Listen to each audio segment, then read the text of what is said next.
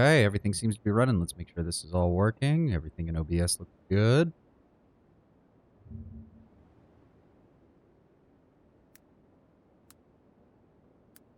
Come on, bring that up. Let me make sure everything's running fine. There we go. Yep. Alrighty. Alright. Glorious Wednesday to everybody. We are here once more, facing the brick wall that is Radon. Radon and Mikola, to be precise. Basic strategy hasn't really changed much, but I'm going to see if there's something we can do with... I think I know exactly what I want to use that for. So, physics. Take those out. Where is it? Where is it?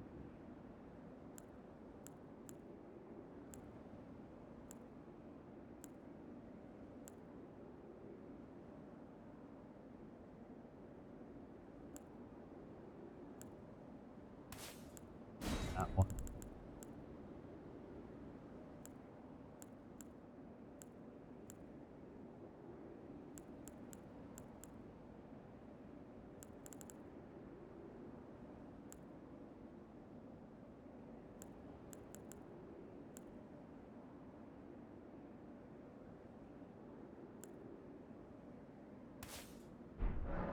Set it up with that.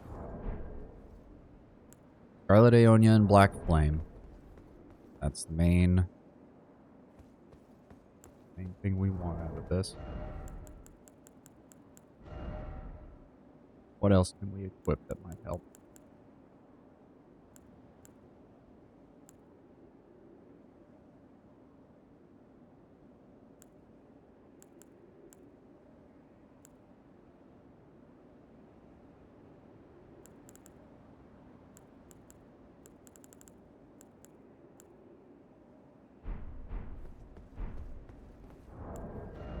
Let's see.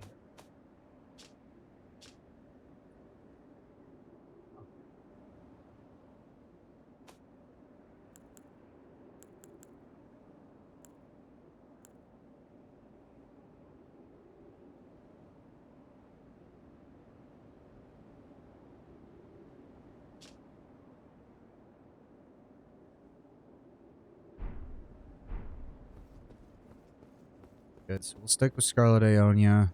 I don't think there's anything else we can equip really that'll help. Actually, with this, I'm gonna go ahead and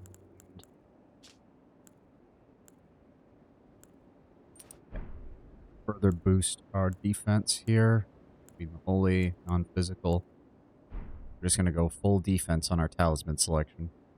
No reason not to. Healing is each on there.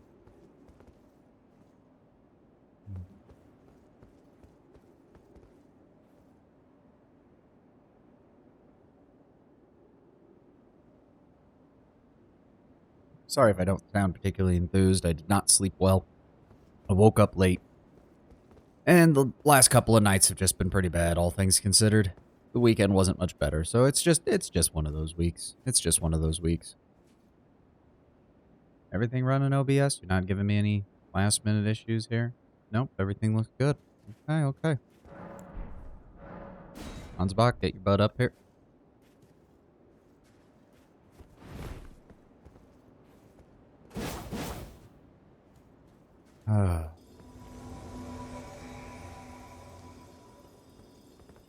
Fucked up. Scarlet Aeonia equipped. Flask of Wondrous Physic for later in the fight. Left for healing, right for mana.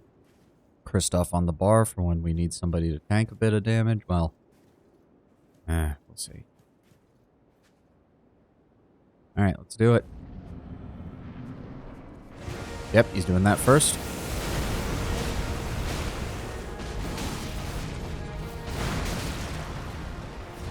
That was not what I... General Radon, a pleasure to see you. After all this time. But those remains do not belong to you. Lord Moog will have his dignity.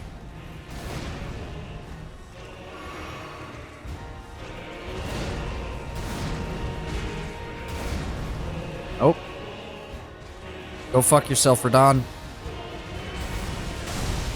Ugh. Shit.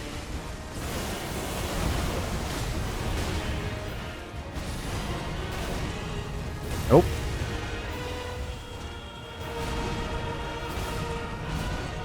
Nope. How many times do I have to spam the dodge roll button before you'll actually let me dodge, game?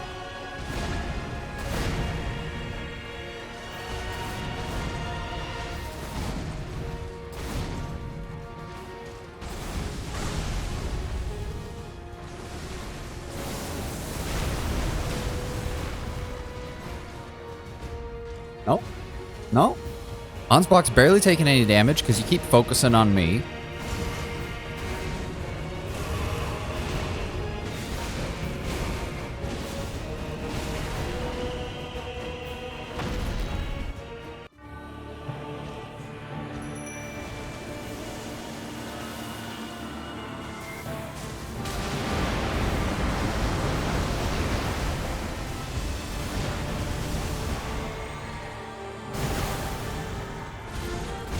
Oh, bullshit!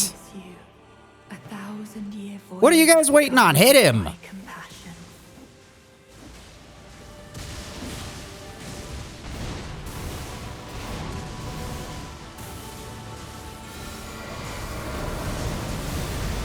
Seriously?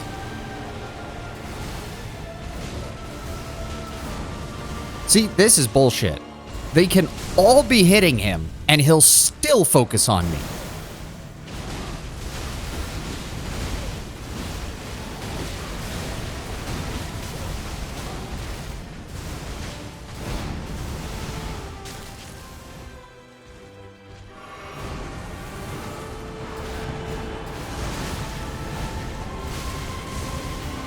I'm dead.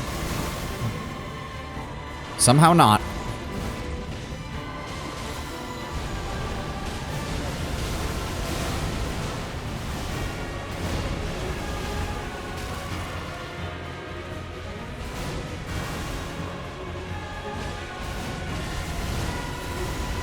Come on, drop it on him. Drop it on him.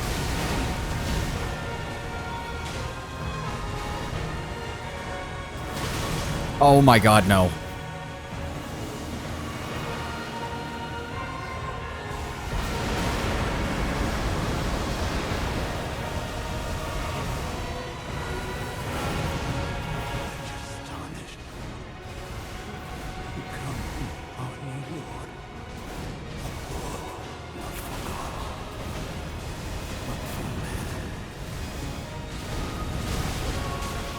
God damn it.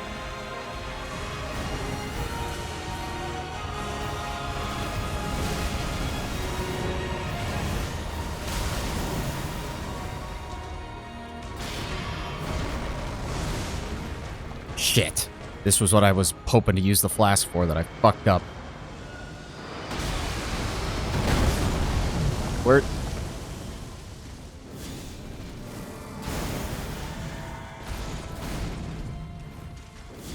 See, his recovery time on that is too fucking fast! Well.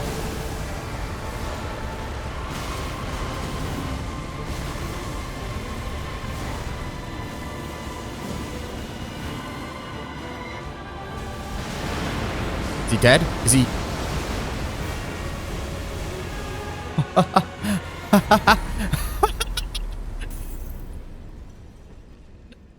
Fuck you, Radon. Fuck you, Radon. Fuck you, Radon.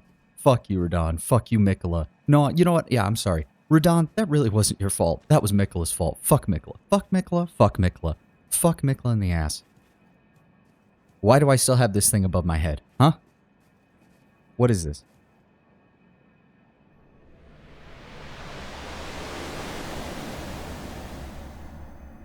Oh.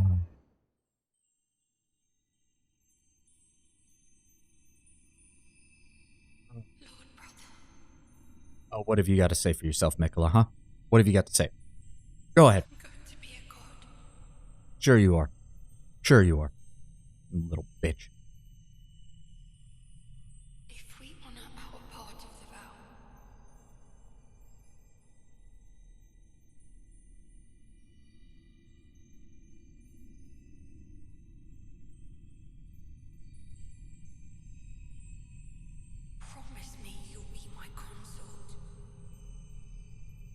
Why does this sound like a younger sibling emotionally manipulating their older brother or something?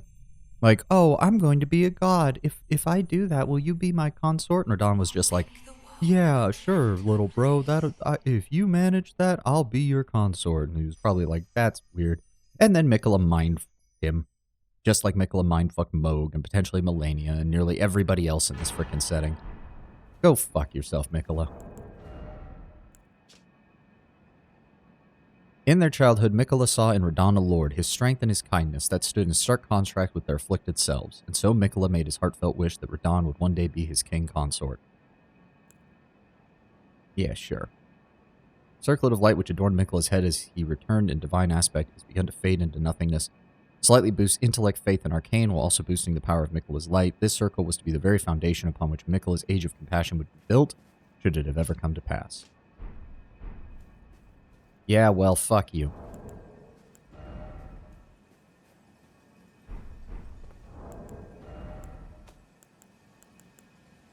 My fucking hands are trembling, because after everything that fucking happened last time, and we managed to do that on our first try. I was expecting at least an hour of attempts going into this before I'd be able to finish this boss off. Why is this thing still on my head? Can we please get it off of my head? I don't like it. Nobody likes it.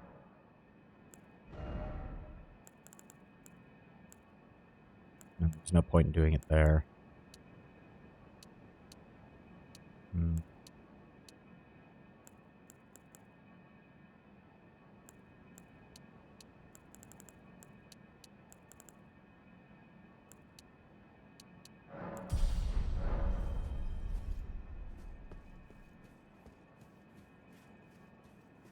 What else is up here? Can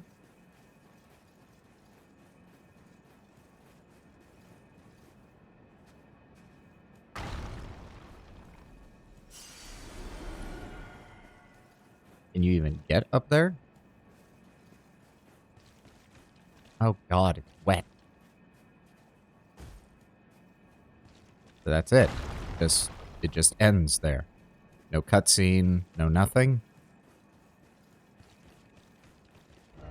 I'll be honest, that's kind of disappointing. I was hoping for something. Take some gamer stuff.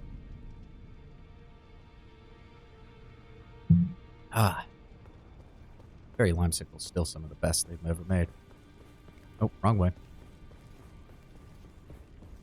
What have you got for me? First off, pop one of those. If it's got any equipment, I'll need it in order to buy it. What have we got? Aha!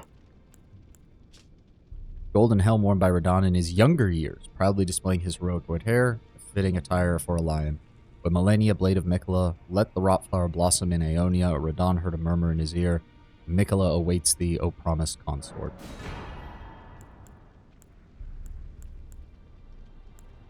Oh my god, his shit is expensive. 12, 12, and 20. Oh, hold on. That means 12, 12, and 20. That's 44, so I need another 30,000 runes in order to get everything purchased here.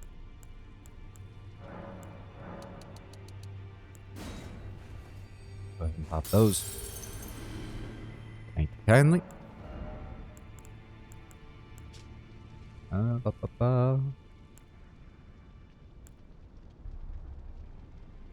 Yeah, they leaned even heavier on the musculata style, like Roman and Greek style breastplates that you see from some parts of antiquity.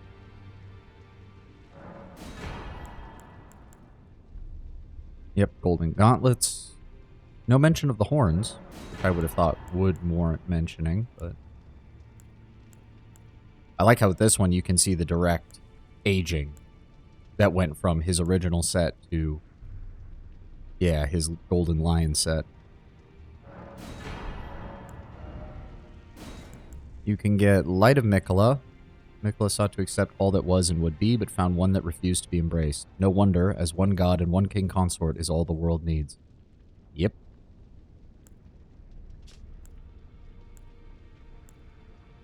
They both have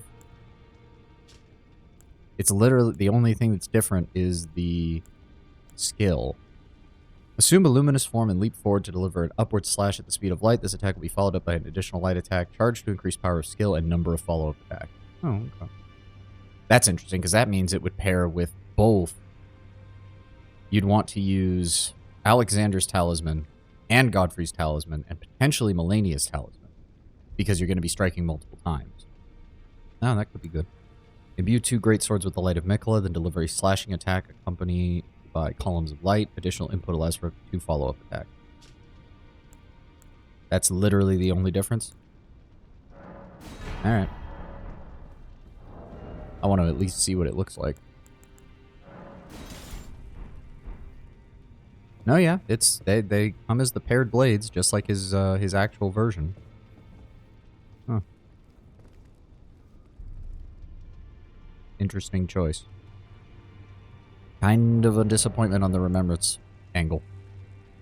Now, we need to find the only other thing that I know of in the DLC is going to be whatever is down here. I know for a fact there's a boss that I've missed. Vacant Graveyard. Why do I not remember getting all the way to that side of the map? Lighted Falls. Where?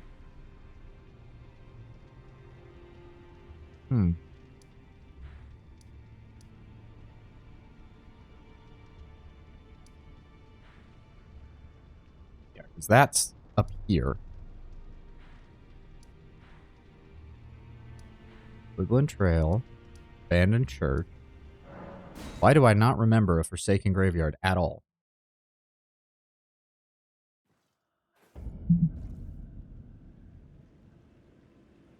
Oh, that's where I came in.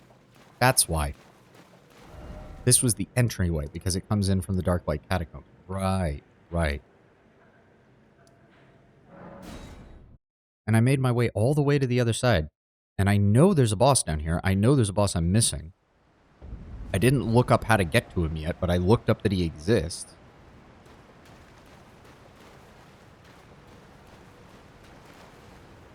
Yeah, yeah, he still won't come out here.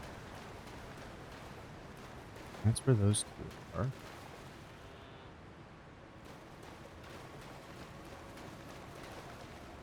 See, did I already go up that way? I think I did. So then, where the hell do I go from here?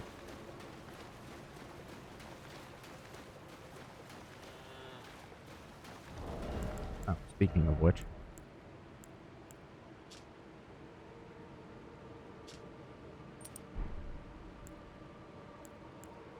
That on. We'll go ahead. That on.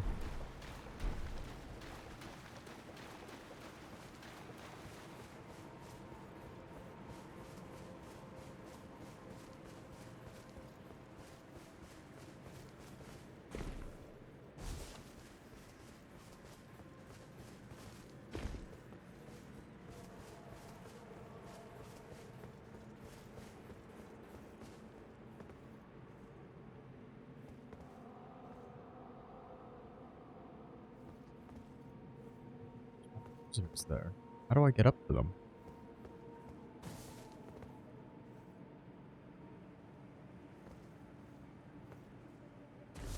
I don't know where I'm supposed to be looking for this place.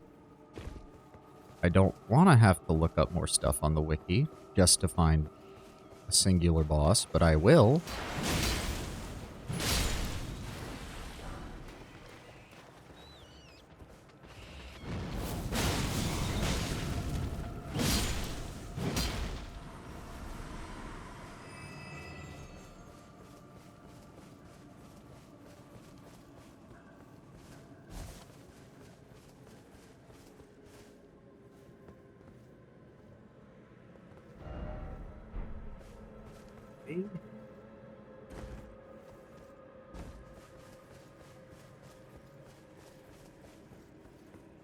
I need to get up there? I thought I already was up there. That's a winter lantern. I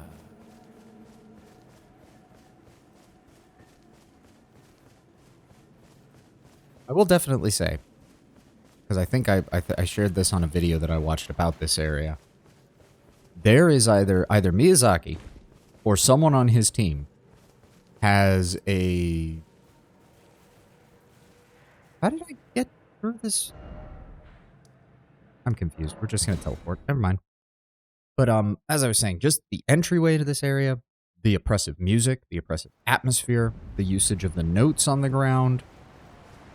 I gotta say, either Miyazaki or somebody on his team has a horror game in their subconscious somewhere. They have a horror game that they want to make somewhere in their subconscious. And after seeing this, I don't know if I want them to do it. I'm not the biggest fan of horror games. I think I'd be scared senseless. I like the kind of horror games where inevitably I eventually have an arsenal capable of killing the creatures that are chasing me. Nope. Nope. Go away.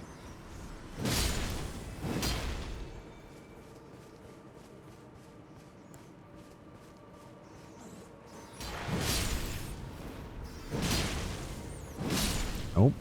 Go away, I said. See, there's nothing, and then this, but this doesn't connect to all those cliffs I saw over there, even though it looks like they... God damn it. Yeah, all this does is help you bypass those guys. That's all it does. Oh.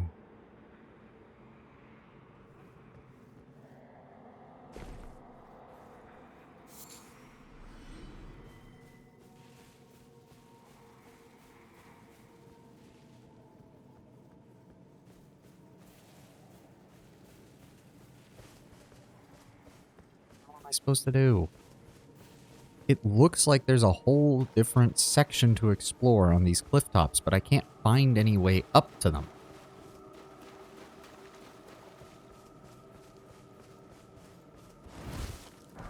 Pop it open. Let's sing something here. Doesn't look like I am.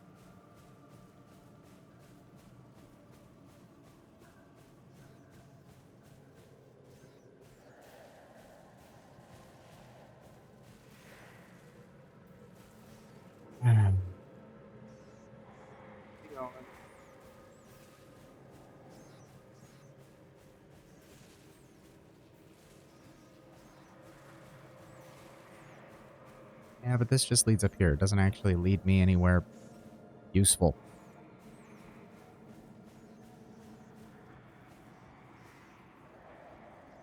This way.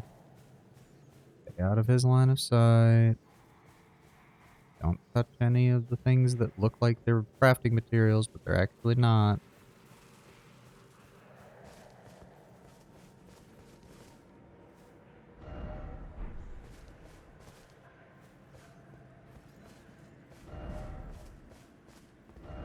Oh, this is the Abyssal Woods one. Wait.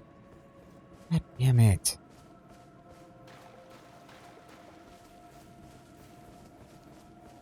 You know what I mean? There's whole sections that look like you should be able to get up to them, and I can't. I'm gonna have to look it up. I don't like to, but I'm not gonna waste my entire bloody recording session or my streaming session just wandering around. What was that?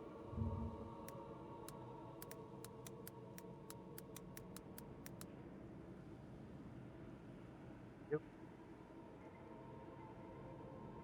Abyssal Woods map.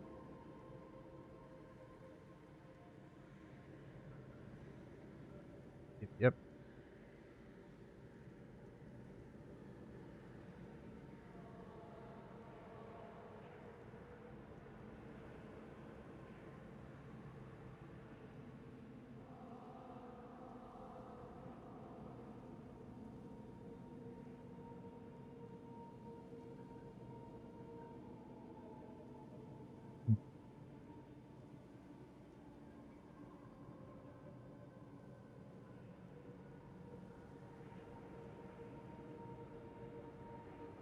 get there.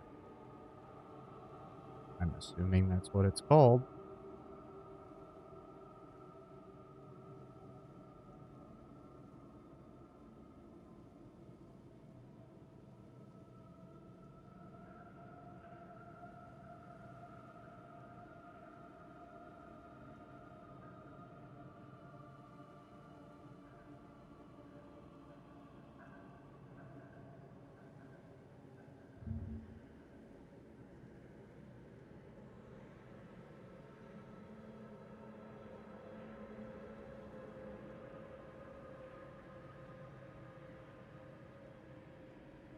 I guess we'll try that. No actual direct explanation of how to get there, but I think I've got it figured out. Start from here, and we're going to head directly south.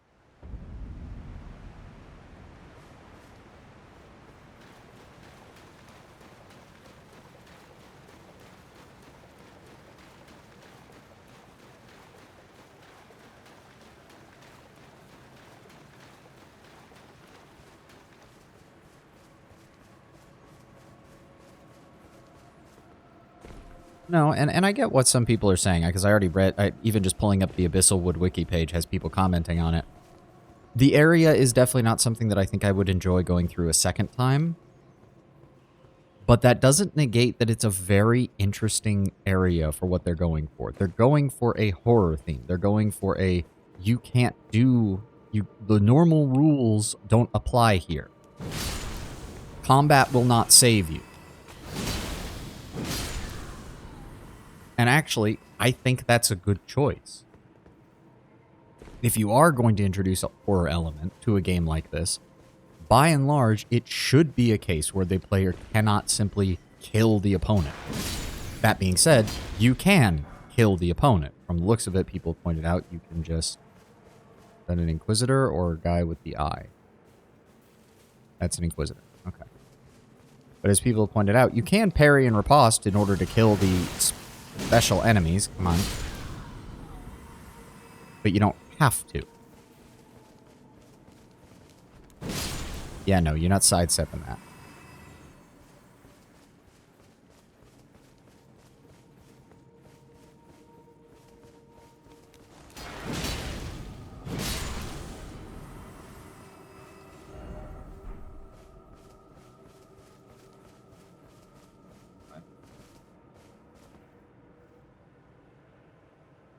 Visitors? Quite a few of them, too.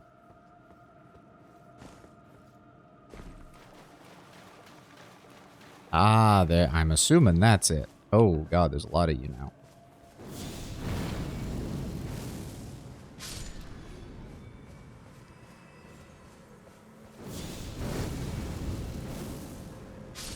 So, assuming that these Inquisitors... Come on. There we go. We're put in charge of something here. They wouldn't have been here to... No. Though, obviously, some of them got corrupted by madness.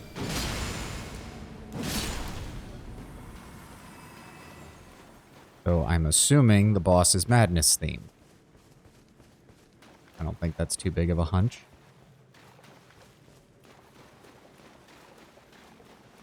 What?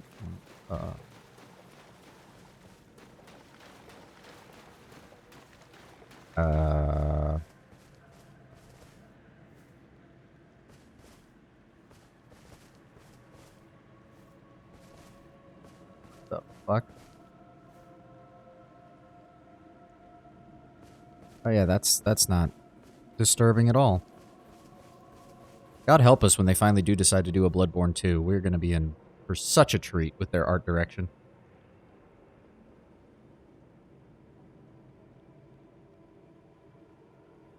Sorry, finishing off my drink. Alright, let's see what's in here.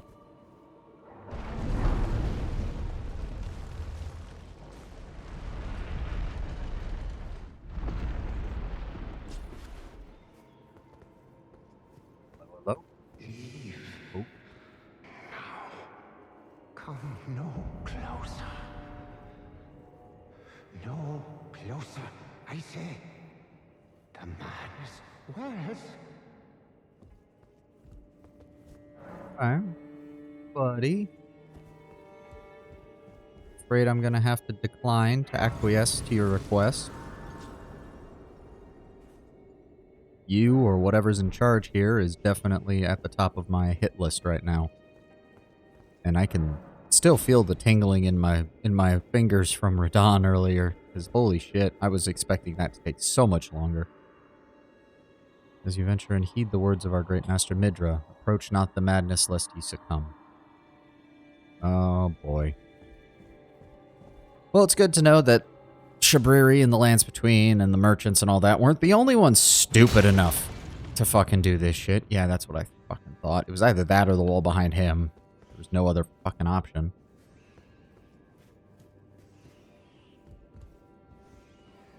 Time to get ready. Lots of fucking bullshit. Okay.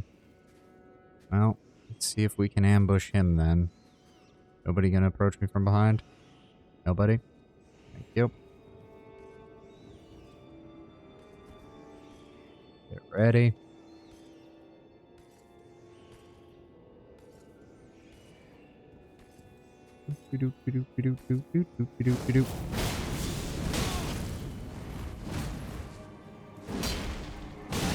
Ow.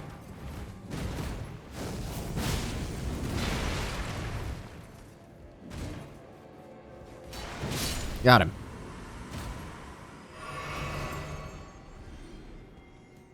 Alright. One less issue to deal with. Torn diary. Discarded page ripped from a diary, bearing a passage written in a tremulous hand. I touched him, but only once. When he thrust his staff in my face, I brushed it aside. It was then that I touched him, the aging untouchable.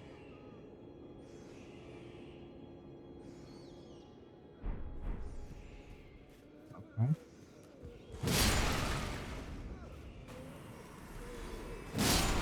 Nope. Fuck you. Oh boy, they're carrying winter lantern flies. That's not good. That's not a good sign, is it? Not a good sign at all.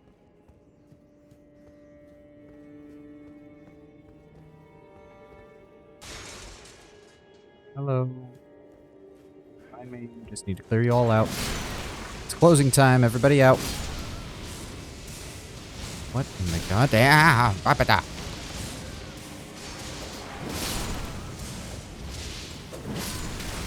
Ow! What the fuck? Stop it! I don't like that. I don't like random bullshit happening like that. I do not enjoy. Despawn. What we do?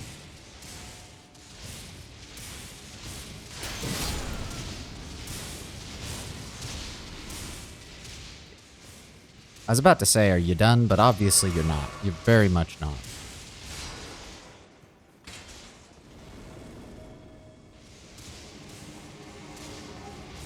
Keep walking that way, big boy. Keep walking that way. God damn it.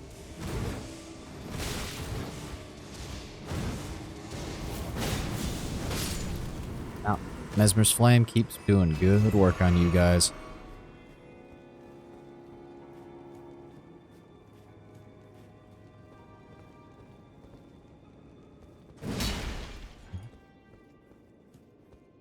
The bookshelf looks suspicious. Oh, god damn it. Fine, I deserve that. I should have re-equipped my healing spell. Oh, hello. What are you?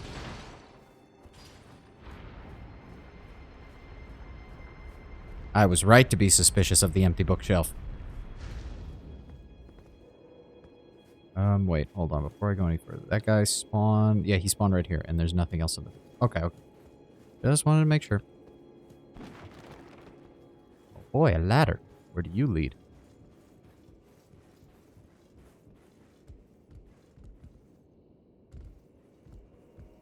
No.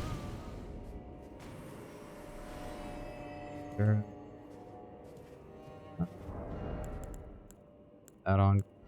Don't need that right now. In fact,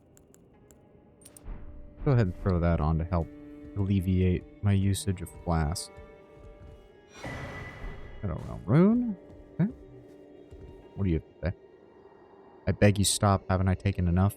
Are we not brethren, common in our line, and yet you offer only cruelty? What crime did great Midra commit? Well, I mean, given that the area is covered in madness and the weird Inquisitor guys are killing anybody who's here, my guess is he fucked around with, well, the Frenzied Flame.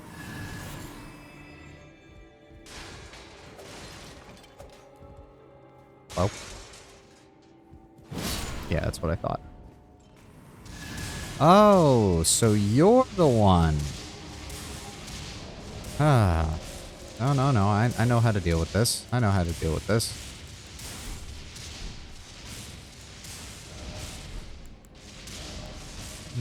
Just stay right there, buddy. Don't mind me. Just stay right there.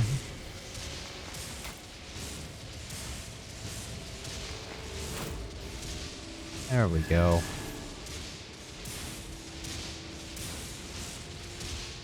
You done? Thank you.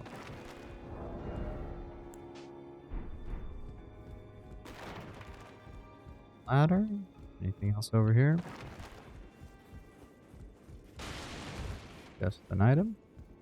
What have we got? Oh, Surging Frenzied Flame. I'm assuming, yes, use FP, place a stone on the ground, so use Frenzied Flame. Spirits are eternal, and yet Frenzied Flame melts them away regardless. No wonder the horn scent forbid the flame's use. And that fits with what we know from the Frenzied Flame ending, because it can kill Torrent, which explains why Torrent doesn't want to be in this place. Perfectly understandable. Perfectly understandable. Flame is on. Ranged attack.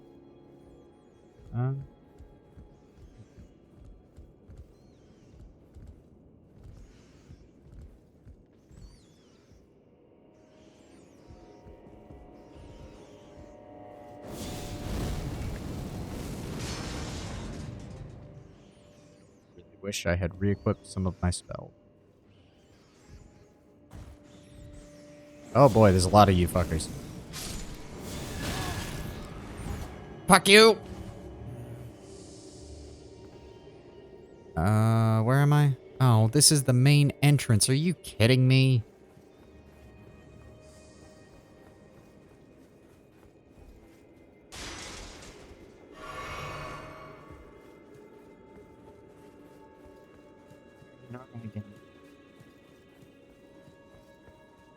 Nope, nope. This is, honestly, I wanted to bitch, but this is my fault. I usually have way more spells and things equipped. I was the one who chose to take them all off in order to simplify fighting Radahn.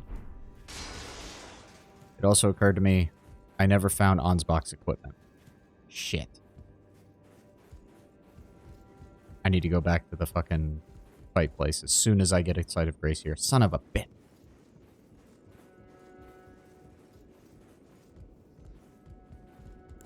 Okay. We're gonna be smarter about this. Alright?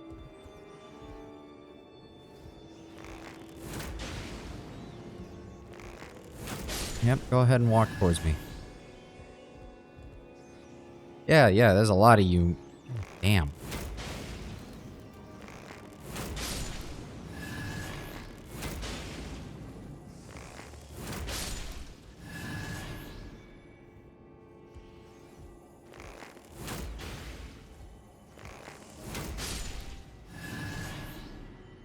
Okay.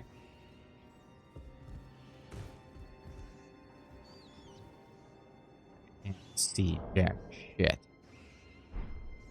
The phone.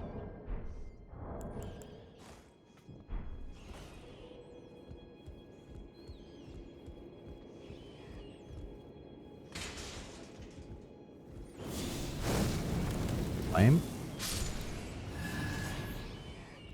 Come on, I know you want to get closer. Nope.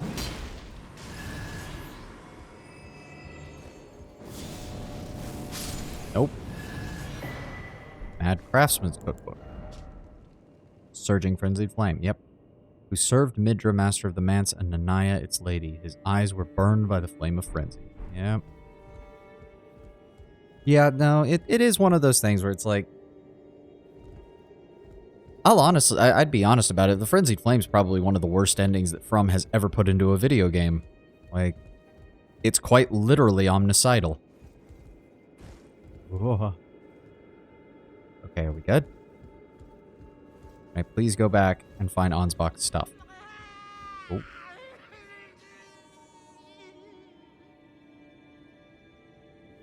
That's the guy from the trailer. That's the guy from the trailer. Oh, boy. That's the guy who's literally has a thing growing out of his head. Alright, sit down. Make sure we get this. Yep, Midra's library. We need to make it quick. Run back. It even says Ansbach on there. Where is he?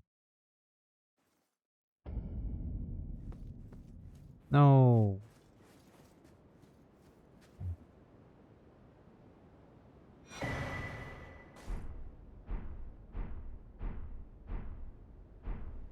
Now, I've heard about this spell, and I've heard it is one of the peak spells as far as visual appearance, but that it's bugged to all shit. Fuck, man. Who would have thought we'd be rooting for a pureblood Knight of Moog during the DLC? Produces a blood flame blade from the side of the hand, lunges at enemies to cleave through them, charge to increase number of slashes. Markedly different from the finesse swordplay of the Dynast, this is an aggressive last resort of an incantation that gave rise to Ansbach's fearsome reputation. Signature weapon of the pureblood Knight Ansbach, a viciously keen and slender scythe, made for combat, with arcanes failing. The obsidian edge relies not upon trickery to fulfill its violent purpose, though through skill alone the wielder can rip and rend through foes, sowing blossoms of red upon the battlefield. Now that I'll have to give a shot at some point in my New Game Plus playthrough, which will probably not be streamed just because after doing this game for weeks, I need a break as far as what I put on it. And see, that is a proper scythe. Like, that is a freaking Grim Reaper of a scythe. Look at that. Oh, that is beautiful. Oh, that is cool. And I'm assuming, yeah, you can use that to get around. Oh my god, it's like a Bloodhound step. It's probably not as good because you don't actually vanish, which means the invulnerability frames are probably not quite as good, but...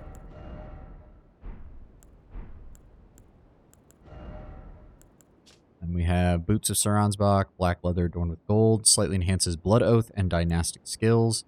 Manchettes also enhances Blood Oath and Dynastic skills. Embroidered crest of the Pureblood Knights has now all but faded away. Ansbach understood that keeping his oath to his old master was not an act of logic, nor would it bear any justice, but it was for these very reasons he was unable to let go.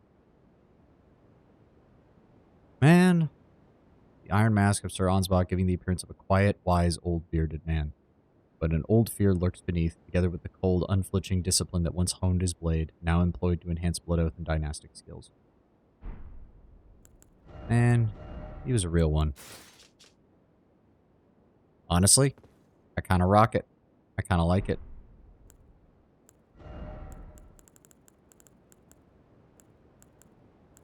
But, where am I? There we go.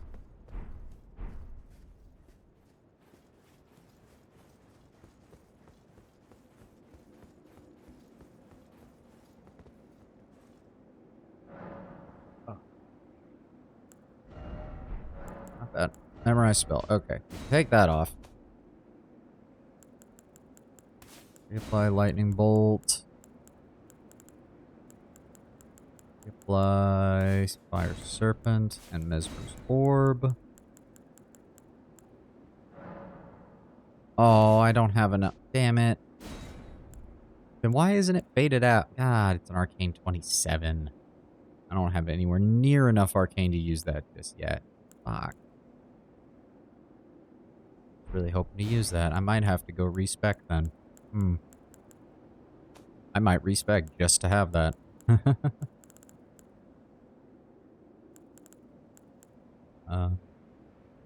We're doing madness. Yeah, that does not cure madness. I don't know which one of these does. Poison, blood loss, damage negation, fire, lightning, holy. Increases attack and damage, magic damage, lightning, resistance, affinity. Oh. Is there one that clears madness? Yeah, there might not be. That's too expensive for what it does. And it requires 37 int.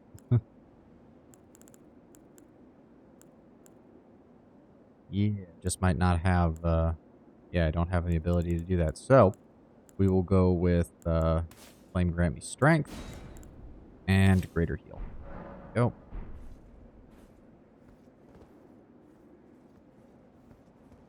And lastly, I wanted to see if there was any alterations we can make with his gear or any new gear. Yeah, you can take the cloak off. Why would you want to take the cloak off, huh? Why would you take my man's crest off? Why would you do that? You don't. You don't do that.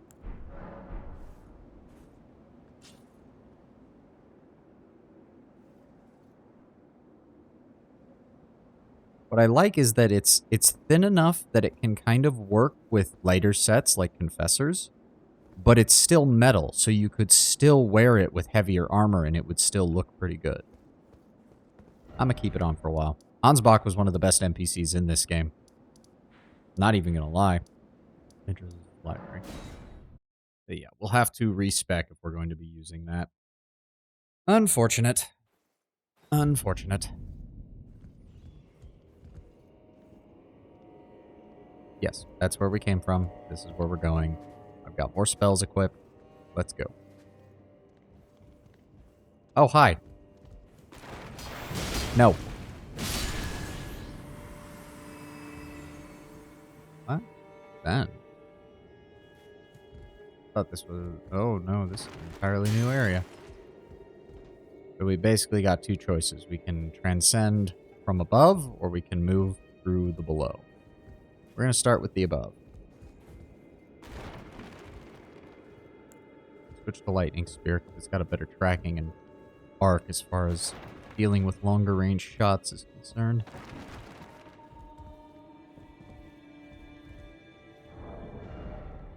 Yeah, I've got my bow still equipped. I'm there.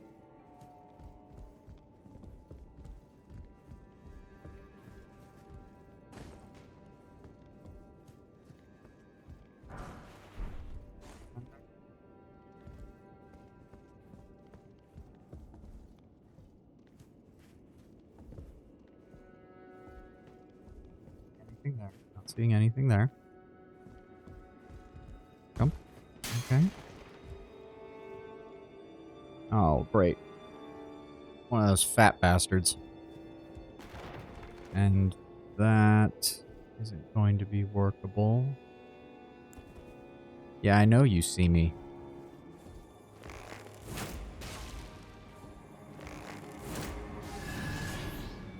This issue?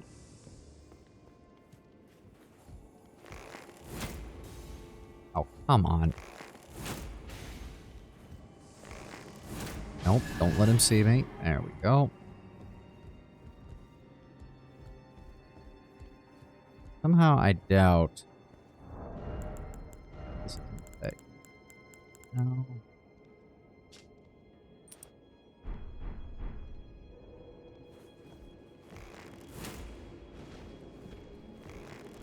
No intention of fighting you, fair fatty. Because I know there's been a lot of argument as to, oh my god, the horn scent deserved it. Oh my god, that's just the cycle of violence. Yes, you're all right. You're correct. This is all cycles of violence. America is just as much of an asshole as the people who stuffed her people into jars. But these are the Inquisitors. Near as we can tell, these are the horn scent who actually did the deed. I feel no sympathy for them at all. It's like running into a bunch of SS officers in the aftermath of World War II.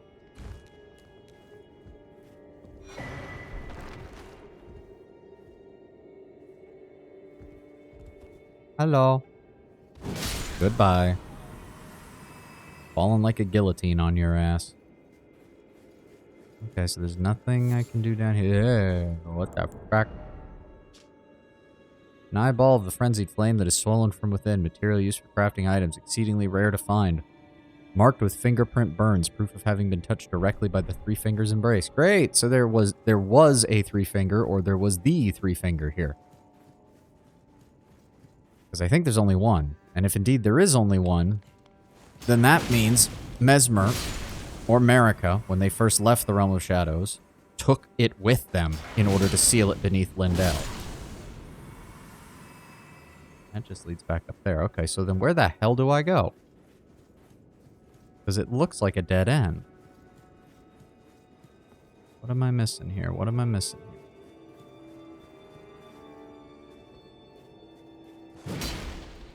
Is there a switch? This looks like this one's on the same track that would allow it to move. Am I missing something here? Where's the switch? There is one. Should be one.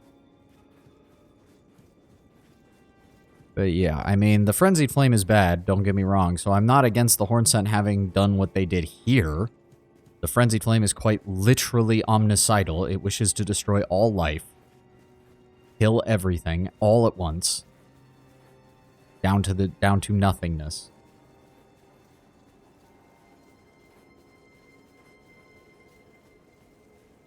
Like, hell, say what you will about the Age of Rot ending, or Age of the Curse ending, at least life still exists, and there's a chance the curse might be broken later. With this shit, there's none of that. It's just, the Frenzied Flame wins, everybody dies. Literally everybody. Well, except for Melina, but she's literally trapped in a world completely alone, but just with the Lord of Frenzied Flame and herself. Okay, but seriously, if that is on a track like it looks, then there should be a switch around here somewhere. Because I can't jump that. And I have to get over there. How the hell? Don't make me look this up. It shouldn't be this hard. I should be smarter than this. I feel like... No. No, it's some weird invisible floor. Shit. Could be a way to turn this shit. There's no switch. There's no... Hold on. Hold up. Solid.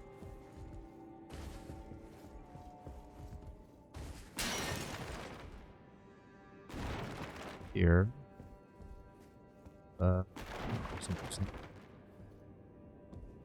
This doesn't lead anywhere. God damn it.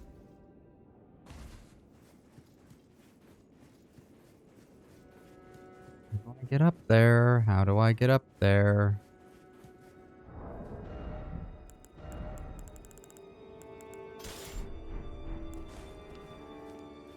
Saying, see, it's the same thing. There's a track in front of it. It's completely empty. How do I move it? There should be a switch around here, just like there was with the other.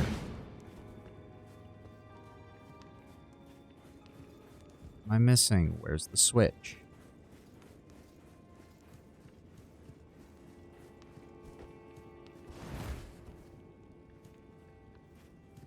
Thing.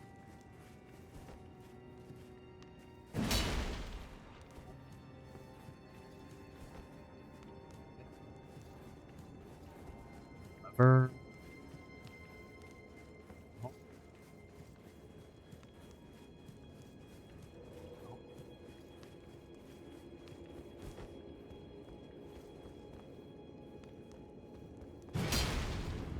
Fuck you, game. God damn it.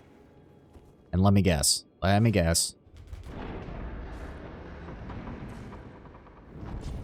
Yep. Back to the main room. Do you have anything different to say now that I've gone through the place? Yep. Okay, same shit.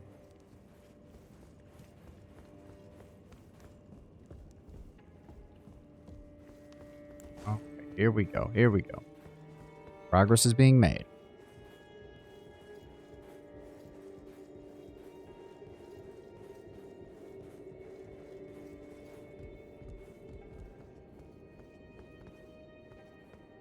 Bingo. There we go.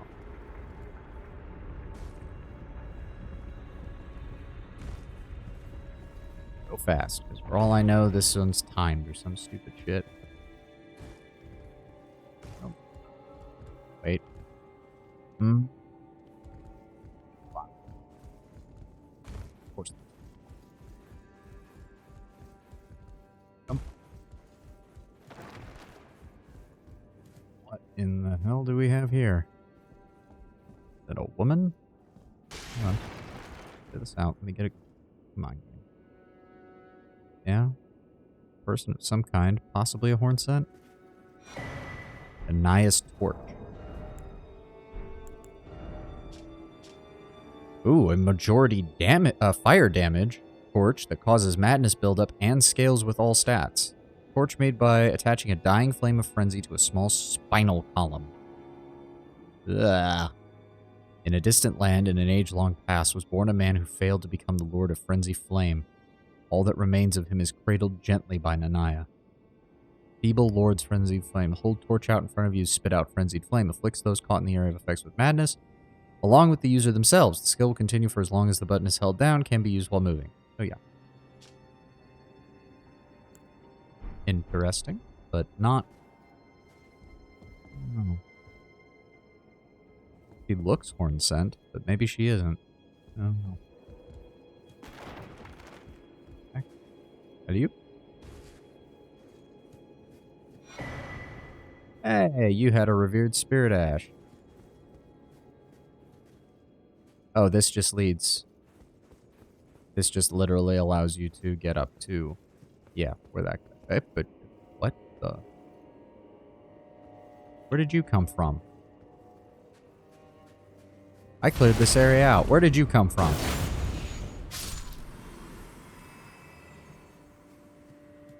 Was he inside here and he came out when I was walking around? That would be my only guess. Alright, let's keep moving. Oh.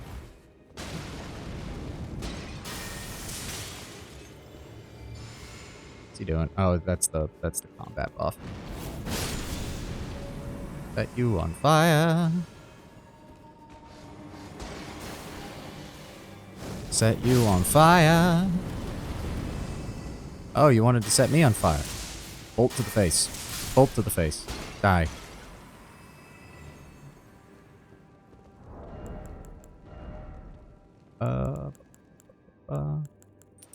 Go ahead and throw that on. I have been using Flame Skewer quite a bit.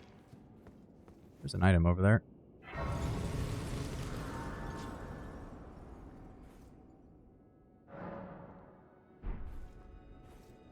I suppose if we're gonna do this, I could go the whole log here. Oh, no, not High Priest Glove. I don't like that they're uncovered. It's never one that I like. Maybe the High Priest Gloves would work good. Yeah, they're pretty much identical. Little less gold embroidered, but pretty perfectly serviceable. Those are good too. The Preceptor's Gloves. Yeah. Ansbach had that frickin' look to him. Holy shit. Very nice.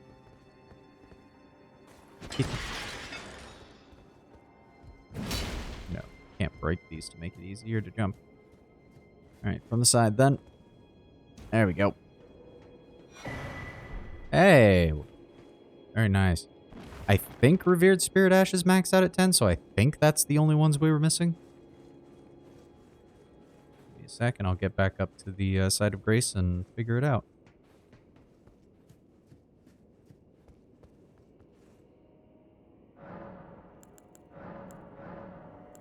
Five! Okay, no, I am missing 3 of these. Holy shit. Okay. Oh. Ah. Oh boy, here we go. Alright, so we have the Clarifying Horn Charm. We've got our Shard of Alexander. We've got Dragon Crest Great Shield Talisman. We've got healing. I'm going to go ahead and switch out my flask. How we do there. Ooh, this one does physics.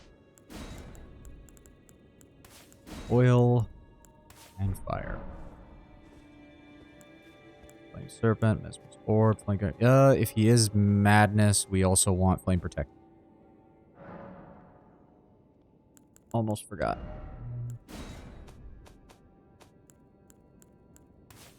Go.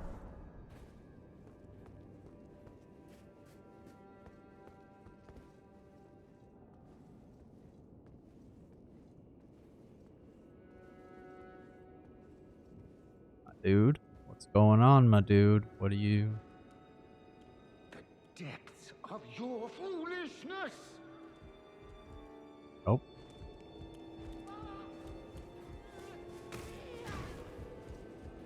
Okay. Okay. I'm gonna toss this on. Give me a second, buddy. Give me a second, buddy. Come on. Bait out the jump. I saw you had a jump move. Go ahead, use it. Come on, use it. Alright, fine.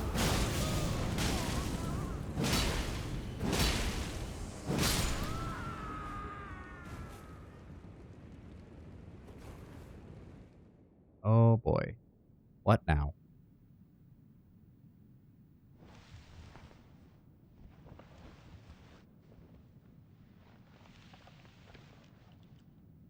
Enough. I have endured more than enough.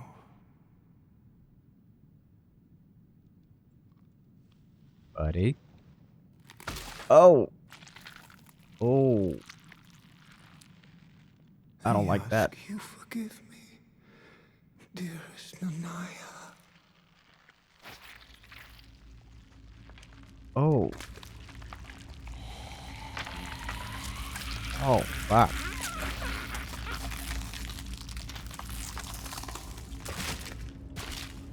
Oh, God. The sound design on that. Oh, God. Somebody had way too much fun with that. My dude? Am I really gonna fight you without a head? Oh! Oh, that's not good. Oh, we need to end this. We need to kill him.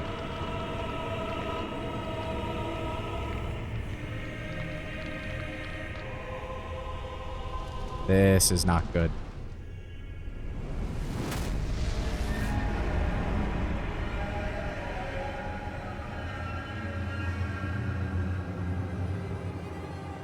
Well.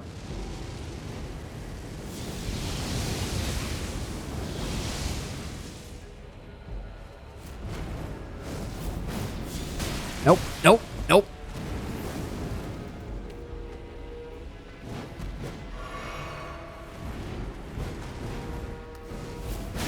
Good damage. Oh, but he just poises right through it.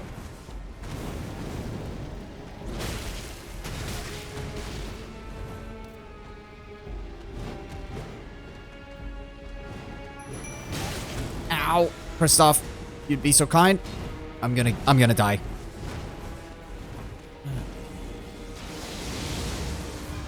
Oh, can I please heal? Thank you. All right, percentage damage. Percentage damage.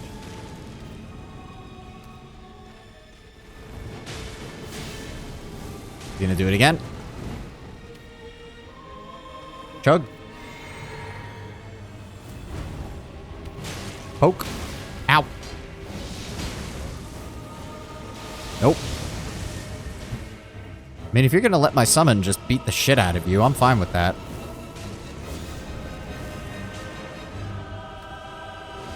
Oh dear. What's he doing now? Okay, I'm glad I was already away from him.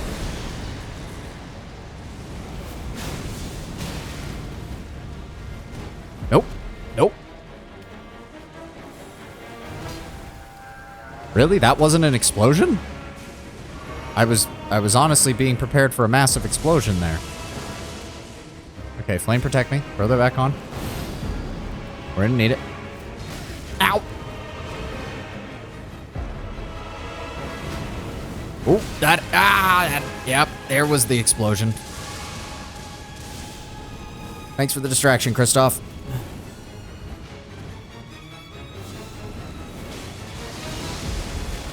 I'm still getting hit by some of that. I don't like it. It's hard to read when he does that jump attack who he's targeting. Oh, that was interesting. Nope. Ow! Okay, I deserve that. I deserve that.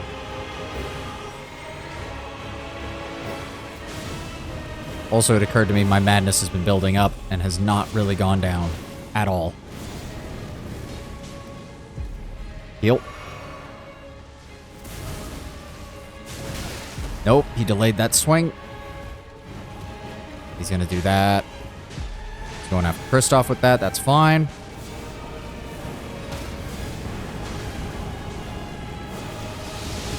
Okay. Okay. Kristoff, hold him off for a little bit longer. We've almost got him. Ow. Nope, he's doing the big explosion. He's doing the big explosion. And I was at the edge of it because he moved forward with it.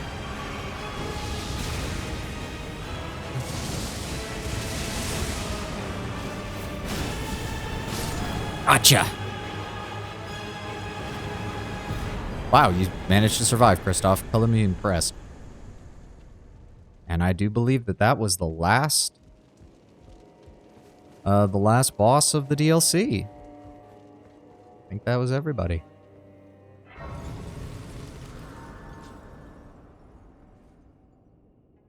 Sweet.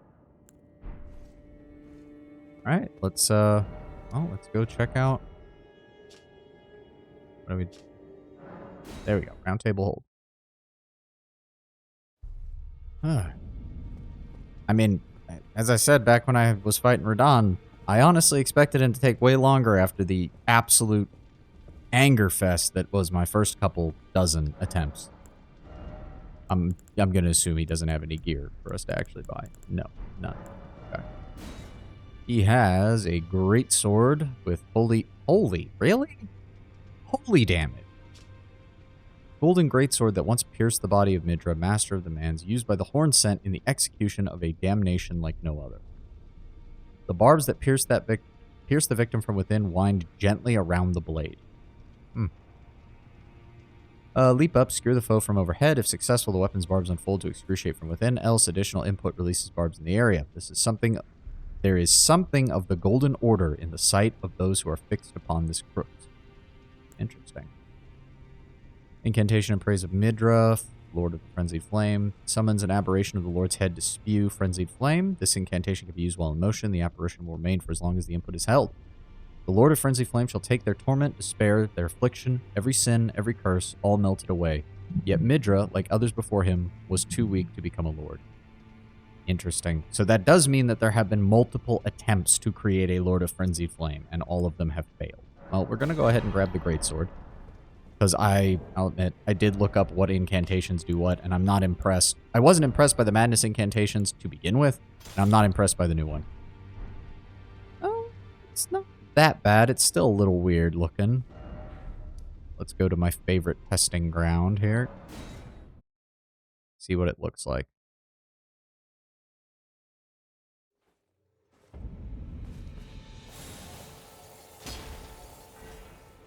Really? Hold on. There we go.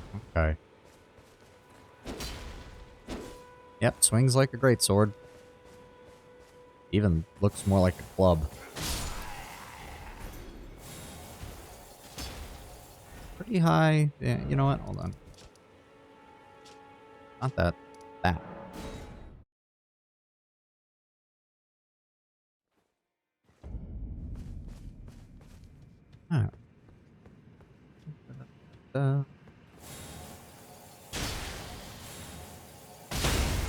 See, that seems weird, because the way it was phrased seemed like it would do way more damage if you'd get a direct hit with it.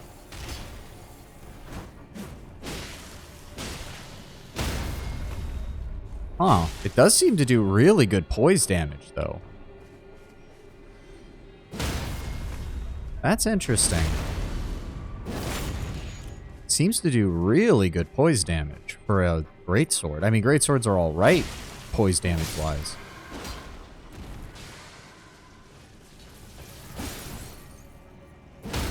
Yeah, no, it's breaking them in one. That's actually interesting.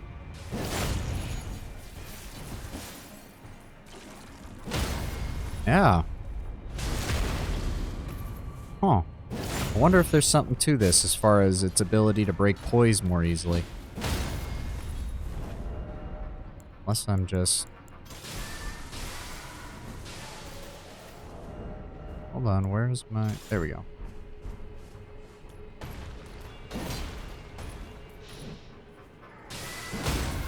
No, the greatsword still managed to break this, so maybe I'm just imagining things. Maybe I'm just imagining things. But it still seems weird.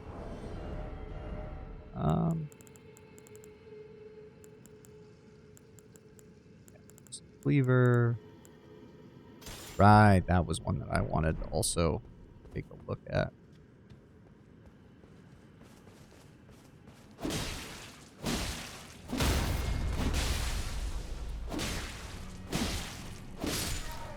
Good. Oh, very nice. No. God, I hate this area. This is the one thing I do not like about this area.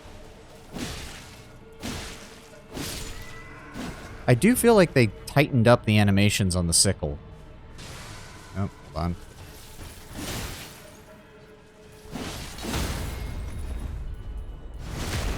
I also do love the backstab animation for these things. Good damage, good damage.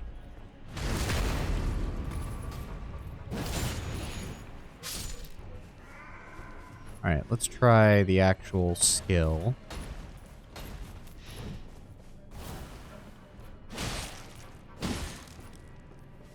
Come on, attack me. Attack me. I want to see how it dodges. Attack me. Okay, okay. That's not bad. Oh, okay. Very nice. Nope. Very, okay, yeah, it does good poise damage when you do that.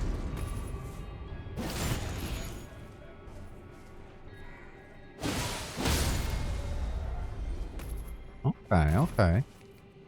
I definitely level up that a bit. Speaking of which, point arcane to get us closer to. Yeah. We need 5 more points before we can use Onbok spell. I could probably adjust some stats.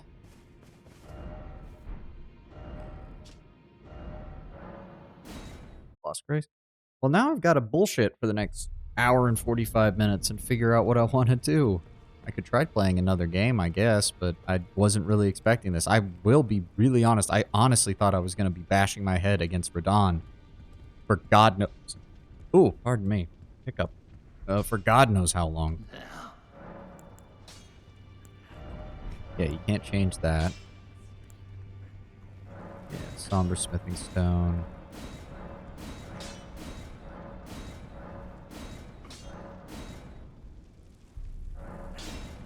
Oh. So wait, does that mean that you can't...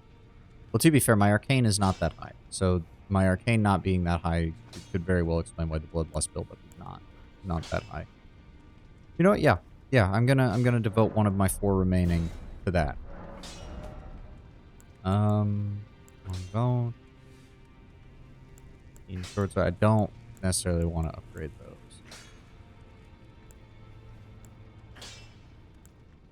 Upgraded both of those to +9.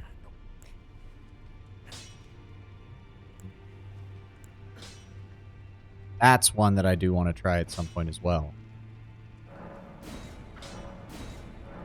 go ahead.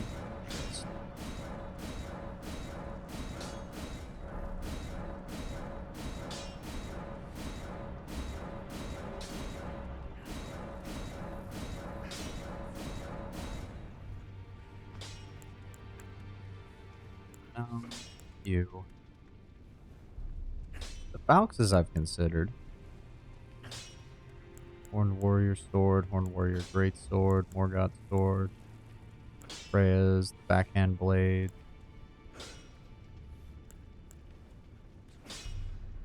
Starline Sword. Yeah, because it counts as a katana. But so it still has blood bleed up. Or blood bleed up. Blood build up, for the love of God.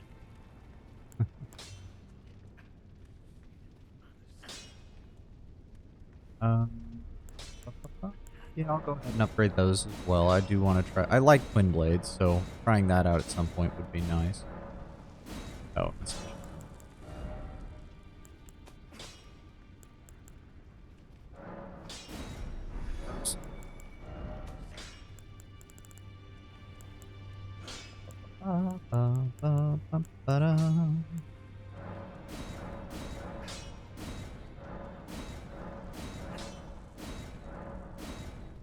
Jesus Christ.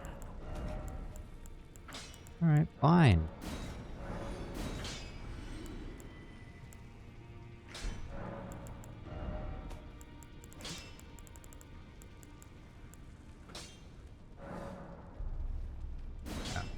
Yeah. I would like to try the long half axe at some point because that blink bolt skill just sounds awesome.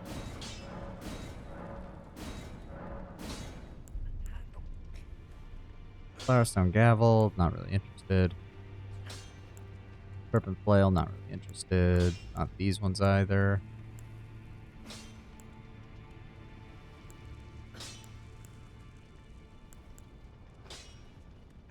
Let's rip Spear, maybe? I do like having a throwing spear, which is an interesting combat idea.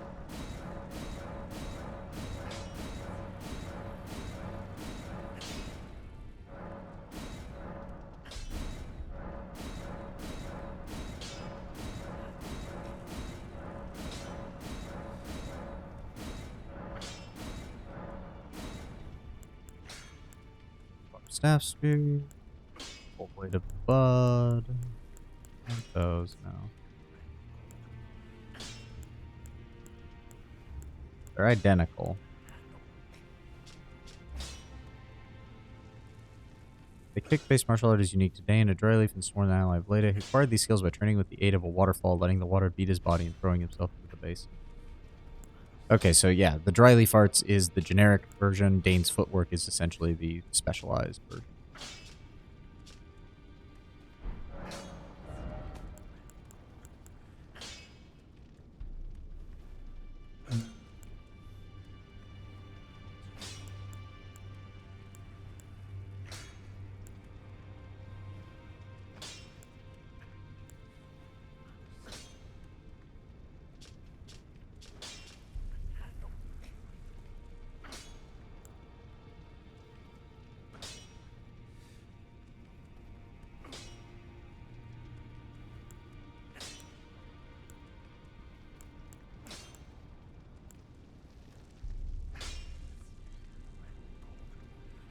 Imitation of the esoteric techniques of horned warriors. Those who carry this weapon wield as though they've been possessed by a savage. Yeah, we'll go ahead. That's another one that I would like to try at some point. Oh, I'm out of space. Oh well.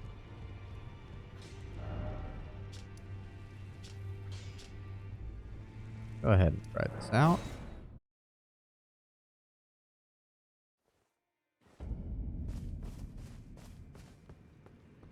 Didn't up the blood damage any, so...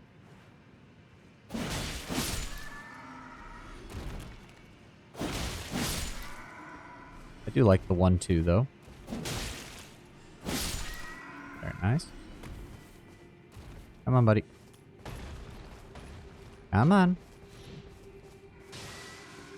Jesus. Oh, he got caught on the flippin'... Come on, move forward.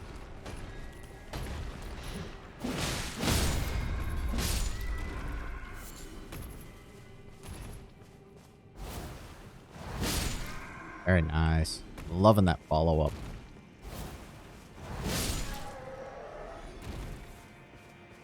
It occurred to me. No, yeah, I still got that on. I also...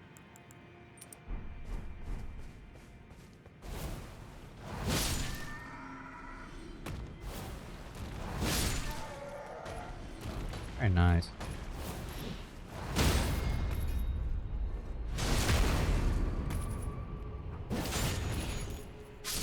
Fortunately, I do know that Ansbach also has a bow, but apparently I can only get that by doing different outcomes in the story. Thank you for that. I don't like that it has no R1 follow-up. I would like a nice, quick, like, attack. Yeah, see, it doesn't true combo into that with the animations compared to using his ability. But damn, you do look like the Grim Reaper with this.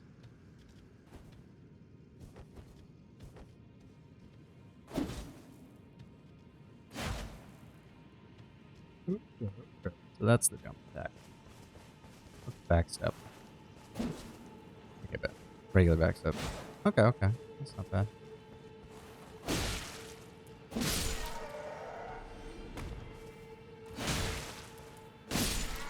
Very nice, very nice.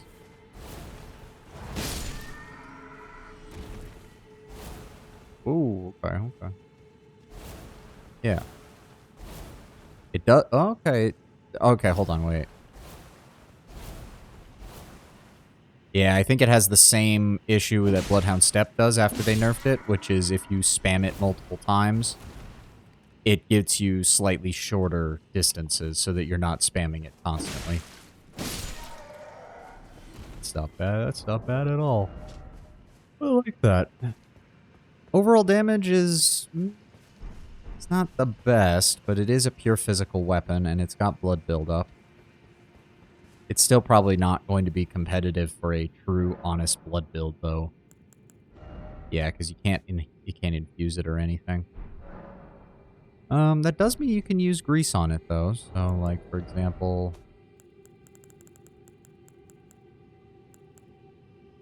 Yeah, you can put a... You can't use that on there. Oh, that's not fair. That's not fair, game. If you're gonna do something like that, like, I don't know, that feels cheap. You're not gonna let it put anything on there? Like, I could understand not putting additional blood effect on it, since it's gonna scale with Arcane anyways. But you should at least let them put an elemental damage modifier on it. That seems really out of... that. I don't like that. I don't like that stuff. I don't like it when From does that to some weapons, because it takes them from being interesting, if niche, to being just niche. And, like, having no real way of being used on a harder run. Like, it's just not going to happen. I do like the wood, too. Oh, sorry, yawn. What else do we want to play around with? See, like, this not being infusible, that's fine. I get that. It already has that damage. It already has a variety of ways to get around this. Okay, nice. That's nice. Come on. Nope.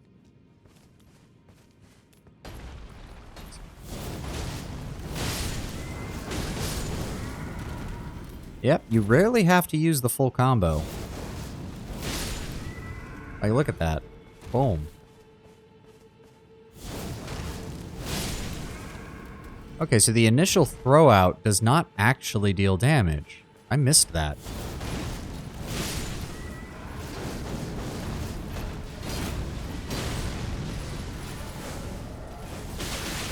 Oh, I'm still... Okay, okay. I'm dead.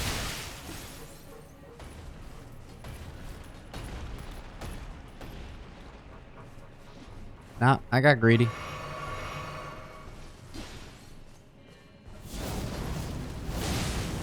It's got good tracking.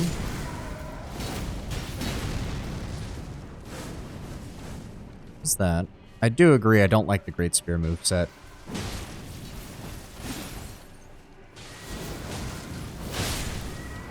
Good. Nice. Nice, nice. Yeah, definitely one where you're going to want the Carrion Knight Crest. If you're going to go for the full combo, you're going to want the Carrion Knight Crest to help mitigate some of that. Because what is it?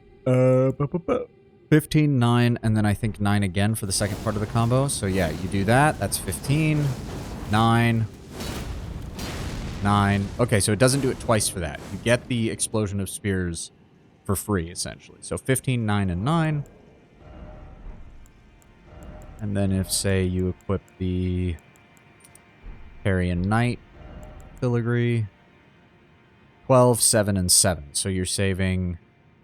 What was it? What did I say? 15? Yeah, 15, 9, 12, 7. So that's 3, 2, and 2 for a total savings of 7 FP over the course of the full combo. So you're still getting decent value even if you only use the initial opener and transition into a different attack. But it's definitely worthwhile if you're going to be using the full combo, which on many of these enemies is overkill, but it absolutely will deal heavy damage. Mesmer's Spear is a solid fire weapon. Go ahead and try out this long half-axe. See, this is something this is something that I do think Shadow of the Erdtree has definitively changed how we're going to view future FromSoft titles. Because, I mean, look at this. You've got these incredibly fluid transition animations into a variety of attacks. That's with things like this. You've got even stuff like this. With the backhand, yeah, with the blind spot attack. You've got things like this with dancing blades.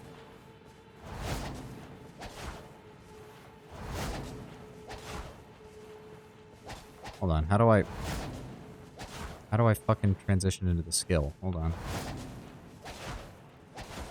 Okay, yes, just holding that. Like, look at this. You got this fancy ass fucking animations on a variety of weapons.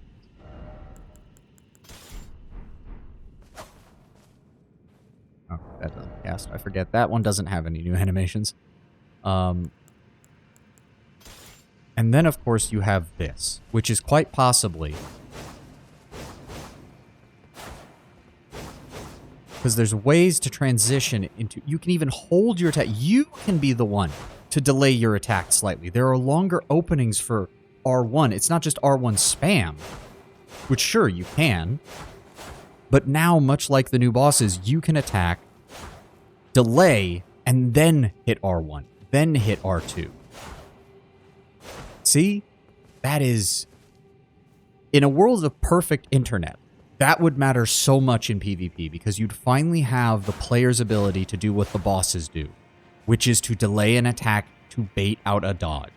And in a way that's organic, not just, oh, poor shitty netcode. This is, I think, the biggest takeaway from the DLC that isn't gameplay or boss related or anything like that.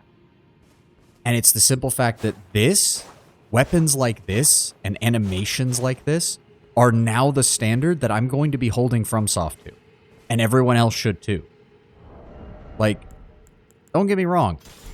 A lot of shit is great as far as... There, this is a great example.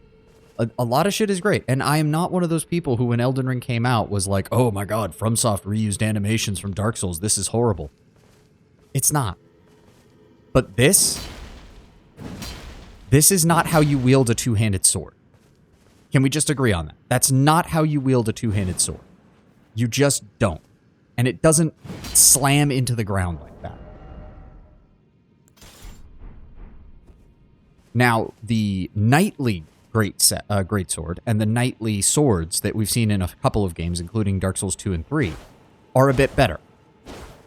Lots of swings, keeping the arms close, but it still can have some issues as far as just leaving you open. But stuff like this, even when it's dual wield... Oh, sorry, wrong one.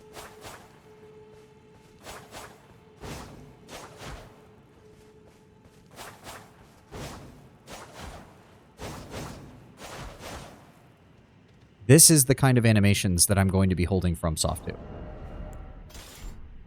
This is the kind of thing that I want to see from them.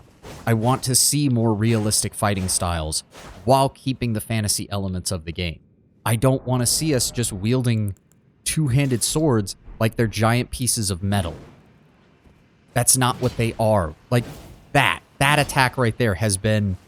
Sure, it looks great. From a gameplay perspective, it's perfectly serviceable. But from a, this is a weapon you are wielding perspective, it makes no sense. Stuff like that is going to be the standard that I hold FromSoft to going forward in every Souls-like game that they do. And I really, really hope that it shows, because you even have... No, not these. Where's the...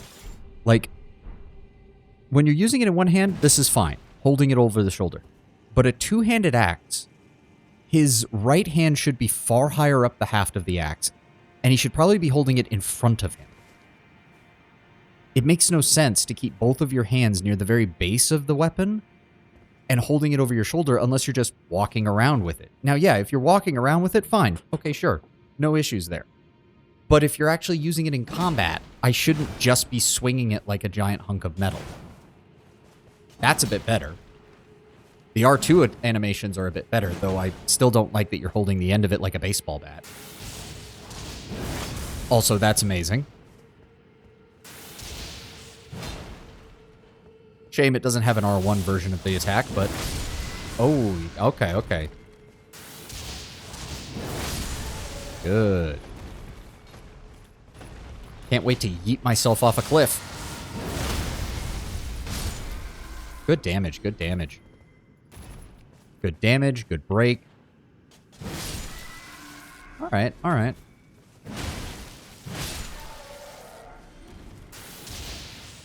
It's a little slow. I suppose you could use it if you really knew how to time attacks. I'm also going to have to pause for a moment because I really need to use the restroom. Give me 1 second. Let me just...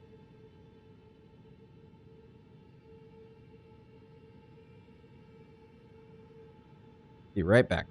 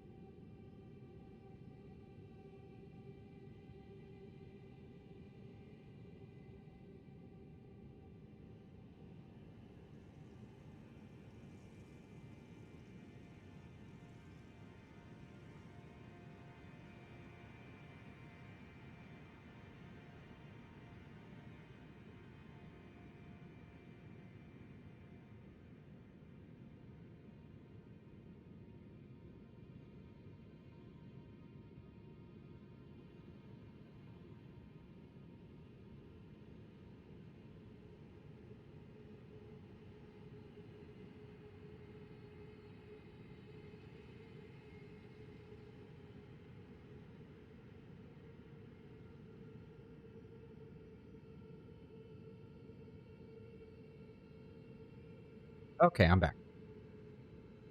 What was I...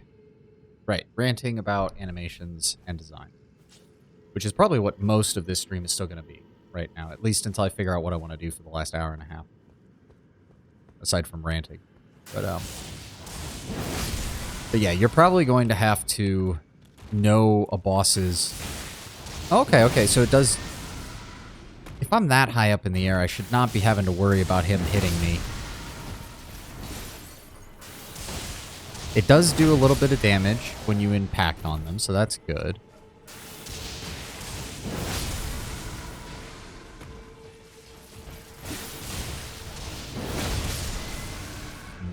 Yeah, it's just a tiny bit too slow. A lot of enemy animations catch up to the attack and still hit you, which is unfortunate. We could try the dual axes and see if that's any better. Oh.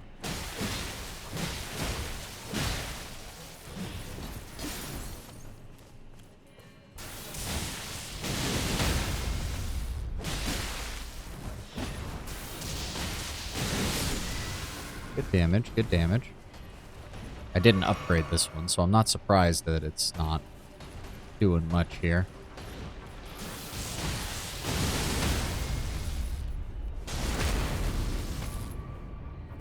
Yep. Yep.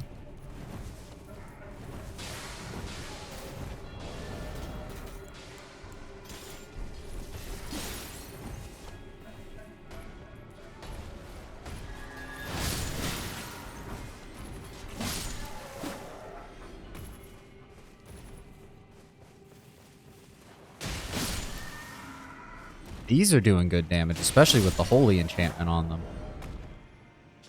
Yeah, 803. That's not bad at all. And they're almost evenly split between the two damage elemental types.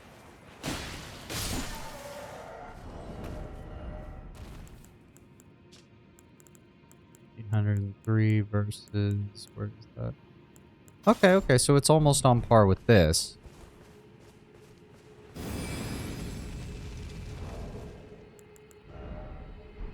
I wish I could see what the AR is when this thing's enchanted. Damn. The only other thing I would do with that...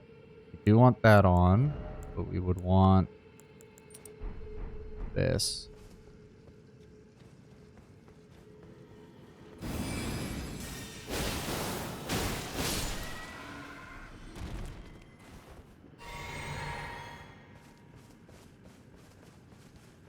See if we can maybe get the fire one. I'm gonna have to get closer. Come on. Come on. I feel like we're not getting closer. There we go.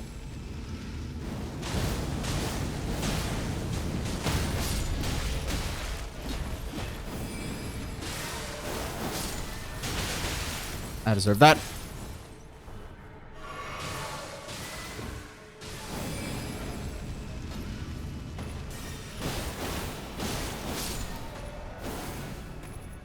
Yep, it can do the full 5-wave attack with that. 3, 4, and then 5. Okay. The problem is the stance makes it very impractical for boss fights. Some early game bosses, it'll probably be fine. Some mini bosses, as long as you take full advantage of the fire and arcane damage, or fire and magic damage, not arcane. That's an actual stat now. Are probably fine. Lettuce sword... I'm not sure, because I'm not sure how useful that is outside of a PvP or invader who uses buff abilities is going to be. I mean, it has holy damage. Yeah, it's doing less than the Flame Art and way less than the Rolana's Twin Blade. And again, hold on.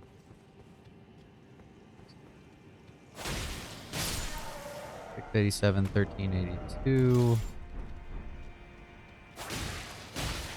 Yeah, no. Without that, Rolana's is just... don't get me wrong. It's better than the Dancer's. It's better than the Dancer's sword.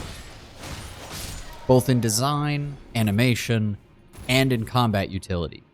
But it still has the problem of a triple damage split on its attributes. And that's not good. That's really not good.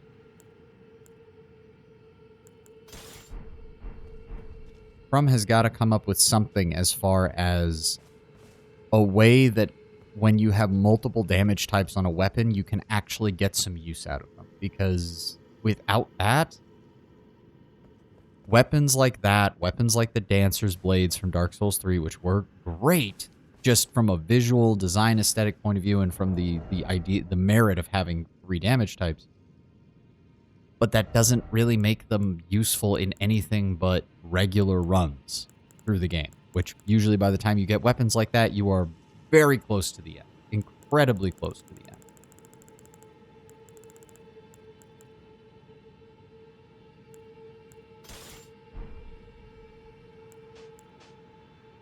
Here's one we can try.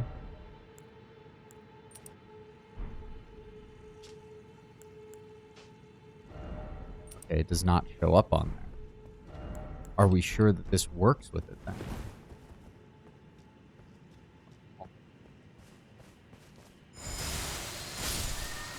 96 and a 2 attacks.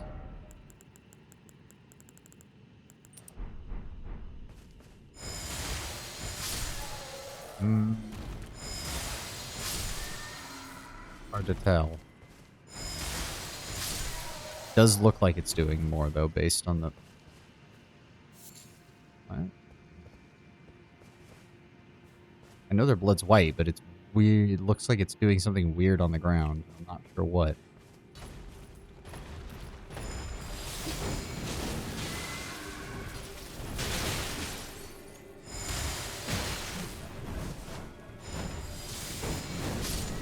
Okay, good damage there. Yeah, it pretty much doesn't care about their blocking.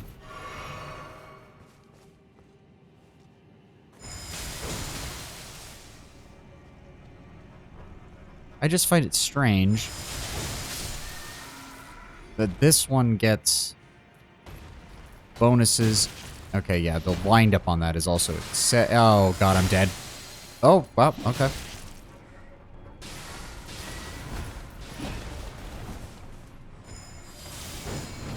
Nope, that has no tracking whatsoever.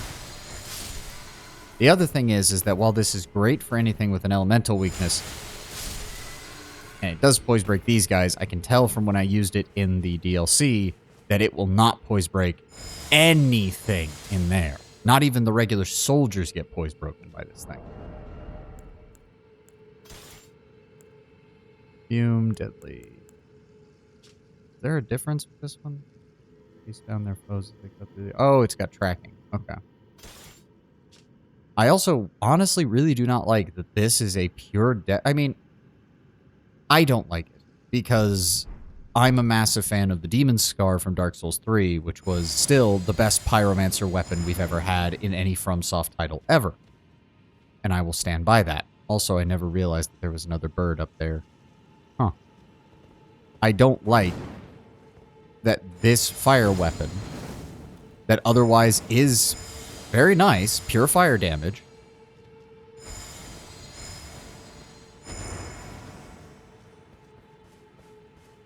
is limited to pure dex. It doesn't scale off faith. It doesn't scale off anything else.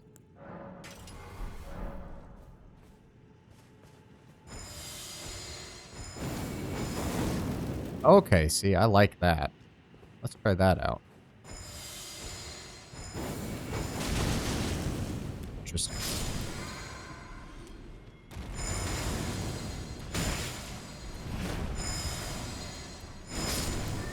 There's also the fact that some of its moves are deceptively short range. Like, they're even shorter than you think they are. The backstep one is a great example. Despite looking like it goes pretty far forward, it really doesn't. Or rather, there's a larger dead zone in front of you. So if the enemy is directly in front of where you place yourself, you're going to miss, which is unfortunate.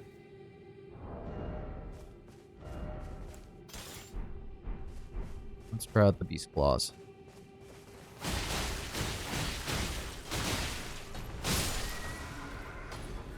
Again, another one where you'd probably want... Ow, I swear to God, I rolled.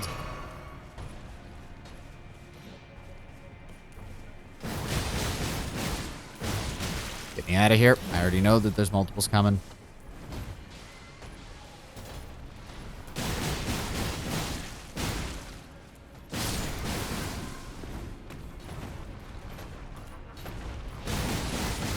got good tracking on that R2. Hold on. We need to clear some of this out. Or I can just get fucked again.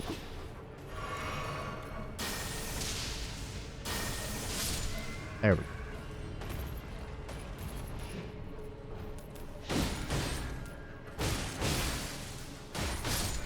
It's got decent bleed buildup due to the multiple attacks.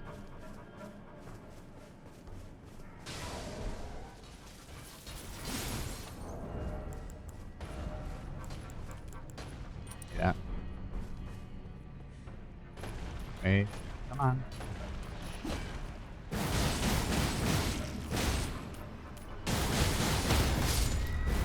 Yep, and it's got a nice quick wind up for that. So you actually can, as long as you're poise breaking the enemy, it's a great skill.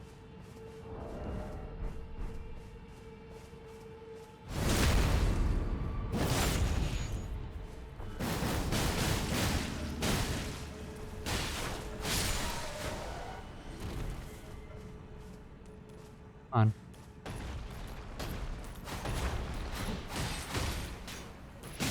Wow, that got caught on a rock. Wasn't expecting that.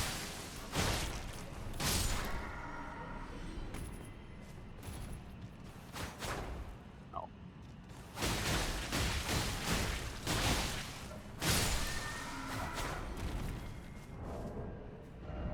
Yeah, I like the Bear's Claws. They're doing all right. Oh, I forgot to upgrade this one. Oh well.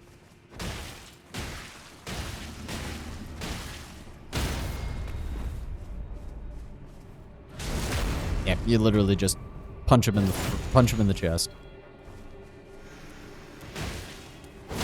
Oh, there's a lot of hyper armor there. Now that I was not aware of.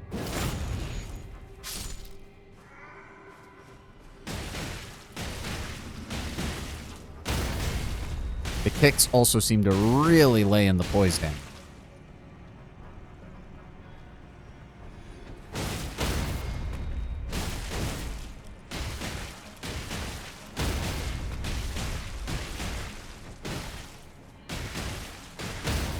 Low stamina cost, fairly reliable spam breaking or spam poise break.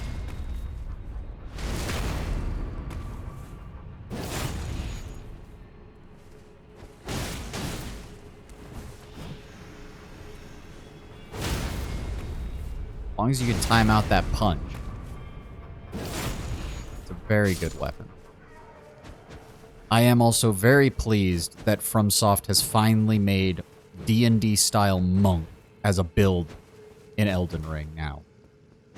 And I look forward to seeing more of those as their games go in the future, because that is something I was not expecting, and I'm very glad that they made.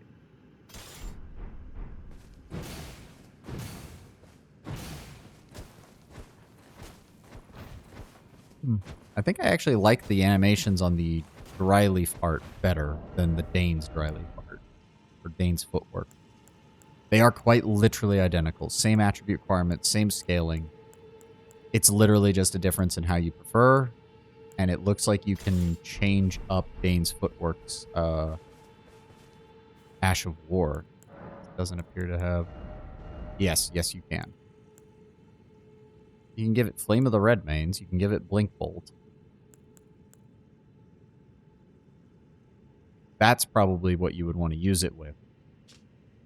Conjure Stingers of Scarlet Rot from below. Landing a follow-up attack on a foe that is already inflicted with poison or rot deals massive damage in one fell swoop. Yep.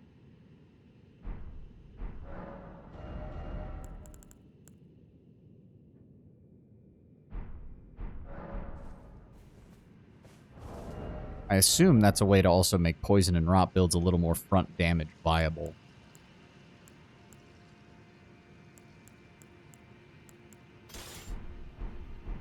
Yeah. Almost forgot about this one. Okay, see. Look at that animation. I didn't even realize that is... Hold on, compare that to, say, this. Or this.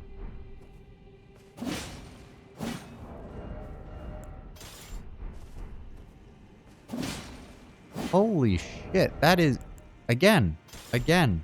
Like, all the rest of these have just the standard halberd-style moveset. And then you've got this thing. Why couldn't Mesmer's Spear have had a moveset similar to that? Holy shit. Even the R1, it's almost identical. Yeah, I don't like the R2 because it does the stupid either that or the spin, which I hate.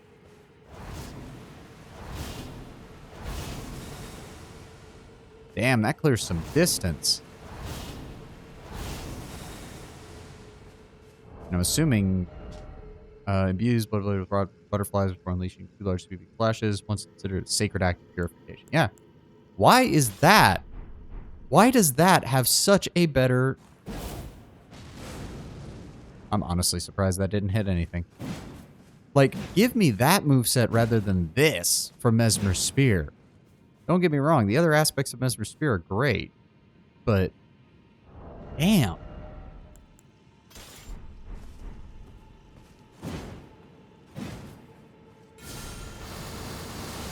Oh.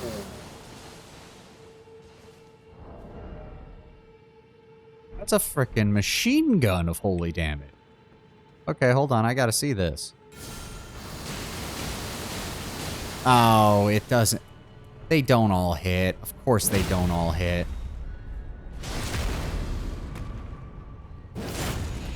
It's one of those spells with the whole internal cooldown thing where every 4th one or whatever is the only one that actually registers an attack.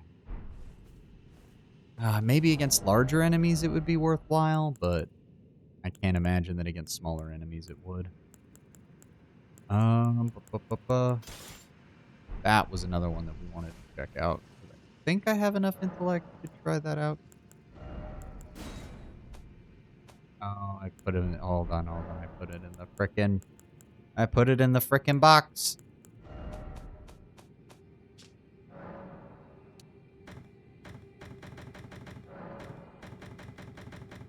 Give me them all. Give me them all. Come on.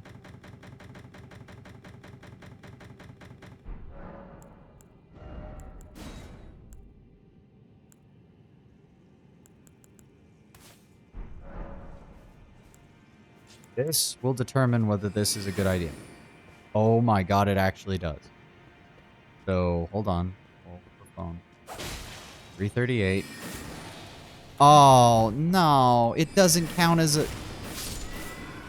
There was so much potential. Oh, I thought for sure it was going to count as doing an R1 attack and the blade, which would have been perfect. You were so close, FromSoft. You were so close. I know Carrion Slicer is bullshit, but... Oh, that is depressing as... 267. Hold on. 267. That's what we did with this. Oh. What other... I don't even know if I have anything else that I can use to test. I don't. It's in my inventory and it's not upgraded. It's not anything. Oh, but there's no way that's the... I'm aggravated by that. You had one opportunity to really just... Which one of these can I even use? What would be better? That has the highest sorcery scaling, I think, of any that I can actually use. No. Meteorite Staff does. Hold. That Meteorite Staff. Yes, we can use that. Okay.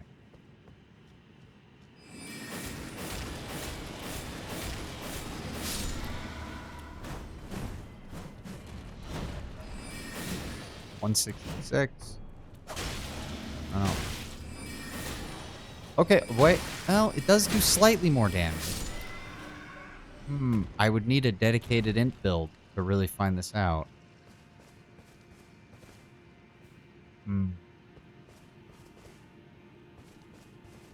Survival tiers we got?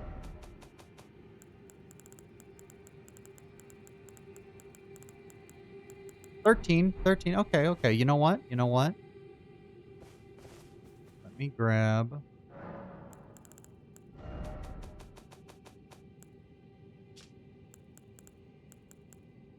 you.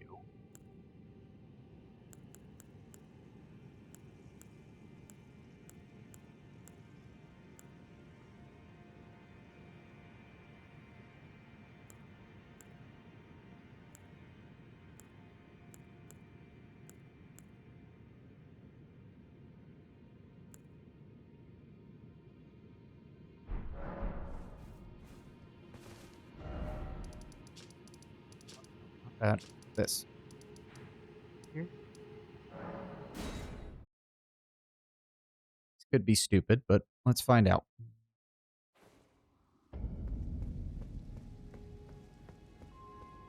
Ah, is it thy way? Now. Yeah.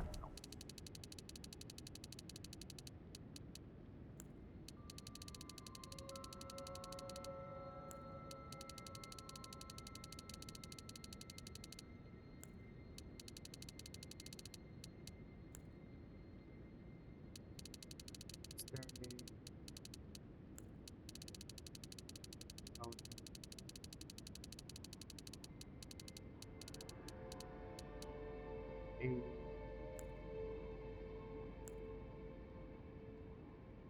Swift 19. Hmm.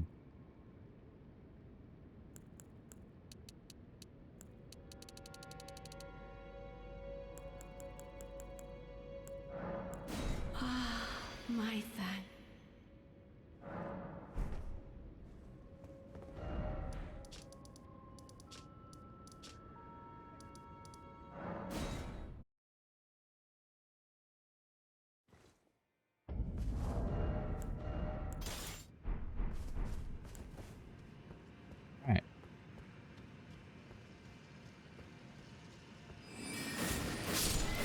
724 to 1448.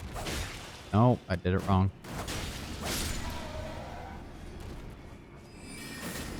520. No, it's not even close.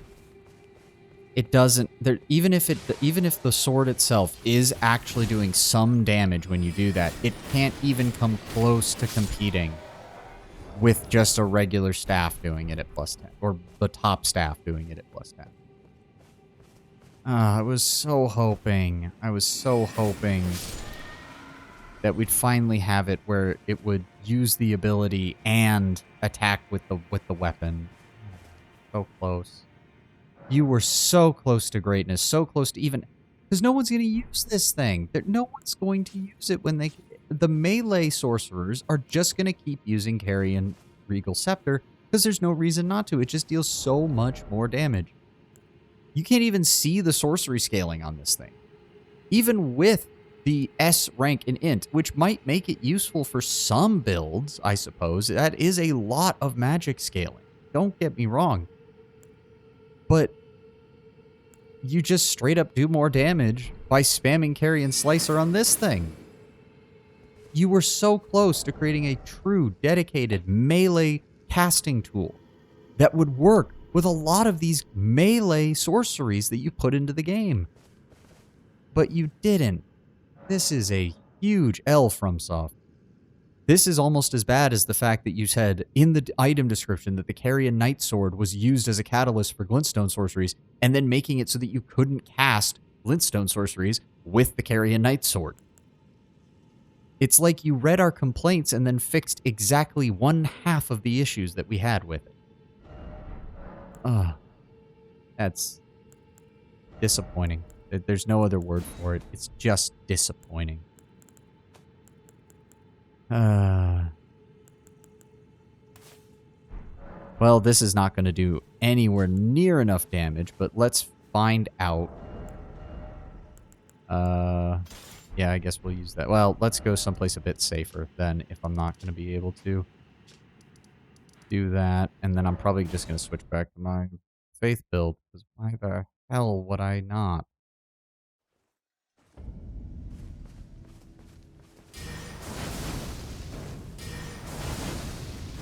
Oh, it doesn't have a real follow-up. I do like that the fire comes out, but...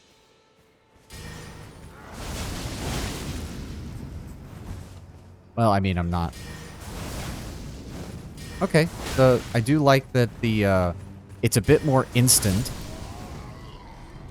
I like that it front loads the damage, then adds a fire effect, whereas the other I can't remember the name, the claw one, the blood claw one, has the delay and then puts all the damage towards the end, which makes it very, very annoying to time. So I'm gonna go back. I'm gonna switch back to my faith build. I was Oh, we are so close. We were so close. So close to having something where it's like, yeah, I'm going to play a sorcerer, and I'm going to use only the Carrion Blade sorceries, and I'm going to use the Carrion, I don't even know what it's called. The Sorcery Sword. It's called the Carrion Sorcery Sword. When executing strong attack. Yeah, it's just... Before the full refinement of their sorceress combat techniques, which FromSoft, why? All that reads to me is, well, we were considering making the original Carrion Knight Sword a catalyst, but then we didn't. Then we put this in the game, which implies that the Carrion Knight Sword absolutely is a catalyst because it's a refinement of this version, and we still didn't make it a caster. Why? Is it time Yes, rebirth. now? I've already used 2 of these. Why not?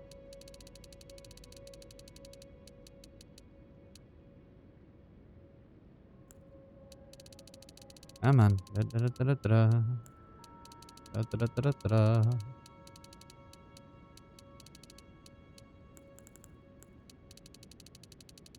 Oh, the way back up.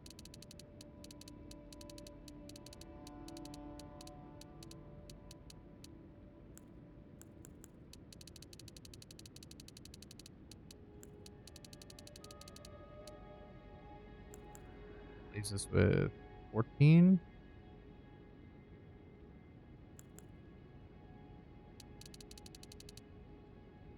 Honestly, yeah. Martha. I don't need the intellect right now.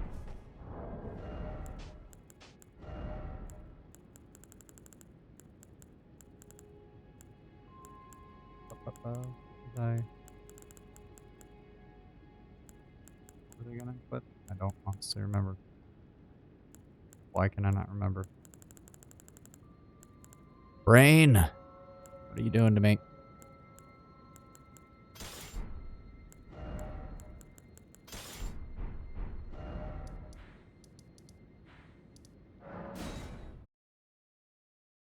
Now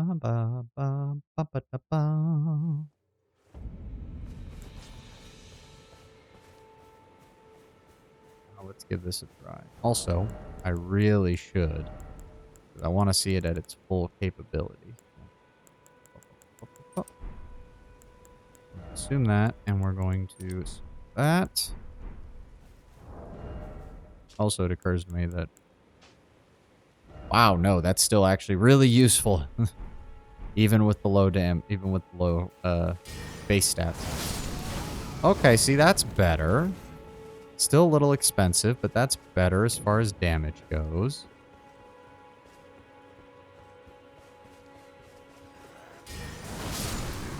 It's got a nice lunge.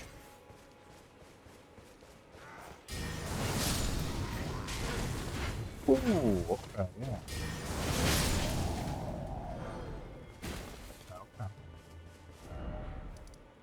Something a little more difficult. Yep.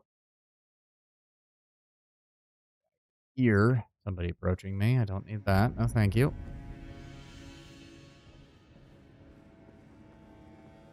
Come on, lock onto him. Okay, okay. That's not bad. That's not bad. Okay, no hyper armor.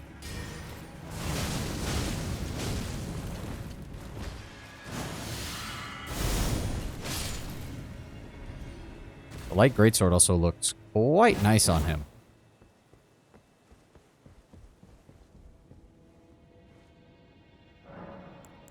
Let me just...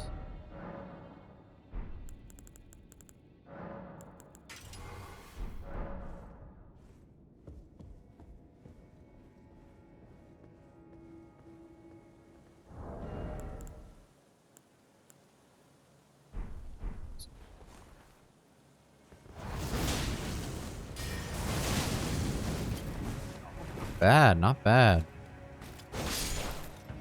Okay. I'm actually really liking that. Also, that looks badass.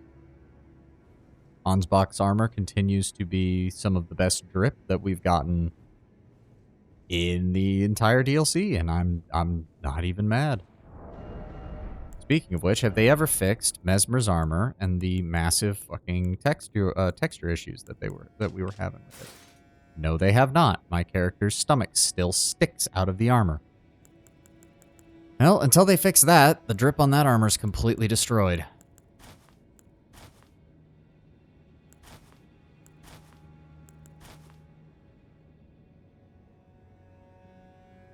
That does seem to work with most of his stuff.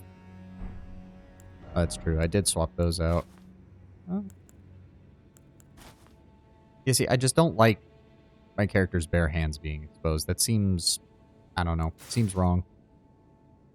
Those don't quite line up color-wise. That almost does, especially with the blood on the hand. The ropes look out of place. Yeah, the High Priest gloves really just kind of fit with it. They really do.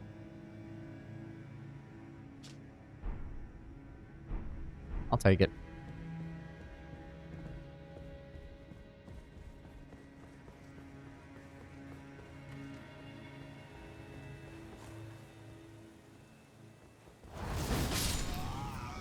So nice. So nice that just...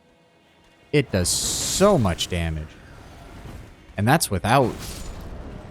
I am missing both of the talismans that would boost it. And it's still one-shotting Halig Tree basic enemies, which is very nice.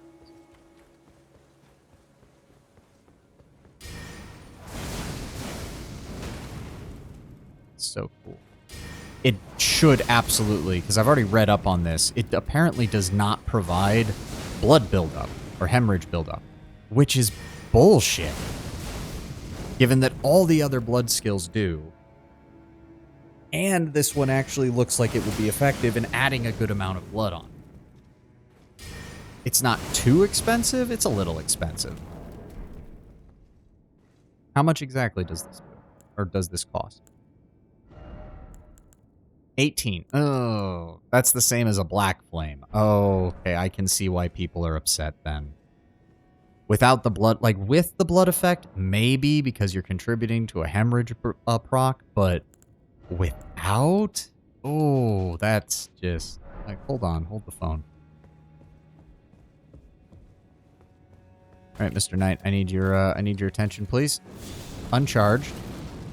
We're looking at 937.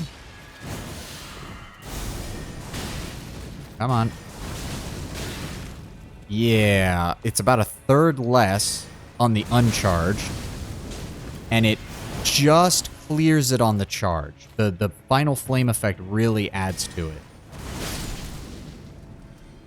But you're having to charge it. And that takes way longer. And that was with an uncharged Black Flame. Charged Black Flame is probably going to be equal to it, if not more, for the exact same cost. Yeah, it needs to have that hemorrhage effect added onto it. There's no excuse therefrom. There is literally none.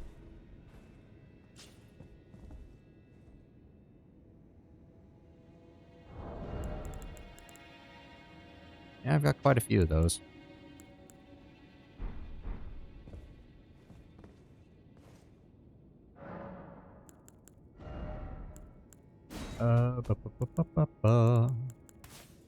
Back on, please.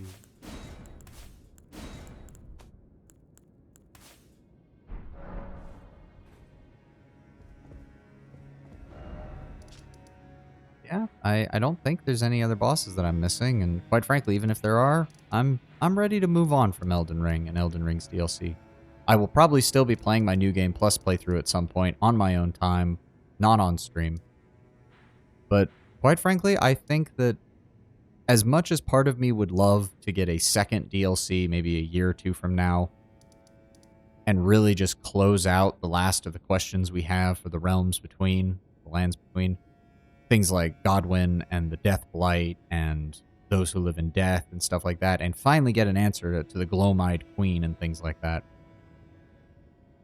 then, but if we don't, and it does look increasingly likely that we will not, I am happy with what we got here. I do think From has officially reached the endpoint of what they can do with this style of combat. We either need to move to a more Sekiro or a more Bloodborne style of combat where things are, I don't know, because there were some bosses in here. Radon is perhaps a great example of just, you've hit the point where the player's reaction time and openings are so short, so low, that you're actively encouraging cheese, not for the sake of cheese, but for the sake of just beating the boss. And that is not something that many players are going to be comfortable with. Now, you can push them to the breaking point, as I was. My attempts to beat Radon using just my tried and true fire method did not work. Just straight up did not work. I was not dealing enough damage and not staying far enough away from his damage for it to matter. So I switched to Scarlet Aeonia, which it worked. It took probably about a dozen tries, most of them on Monday's stream and one today, but it worked. It put Rot on him. Scarlet Aeonia can deal up to 30% of a boss's health. And I suppose that might also be the problem, because the inclusion of percentage-based damage is incredibly important from a New Game Plus perspective. But it also seems to have permanently altered how From designs and balances its boss fights. Namely, by stacking their health and defenses to high heaven, because they know some players have percentage-based damage, and then expecting all players to utilize that percentage-based damage, whether they want to or not. Yeah, see, like, this isn't even maxed out. If I wanted to, I would go and put on that. Go on, put on. Where'd it go? That.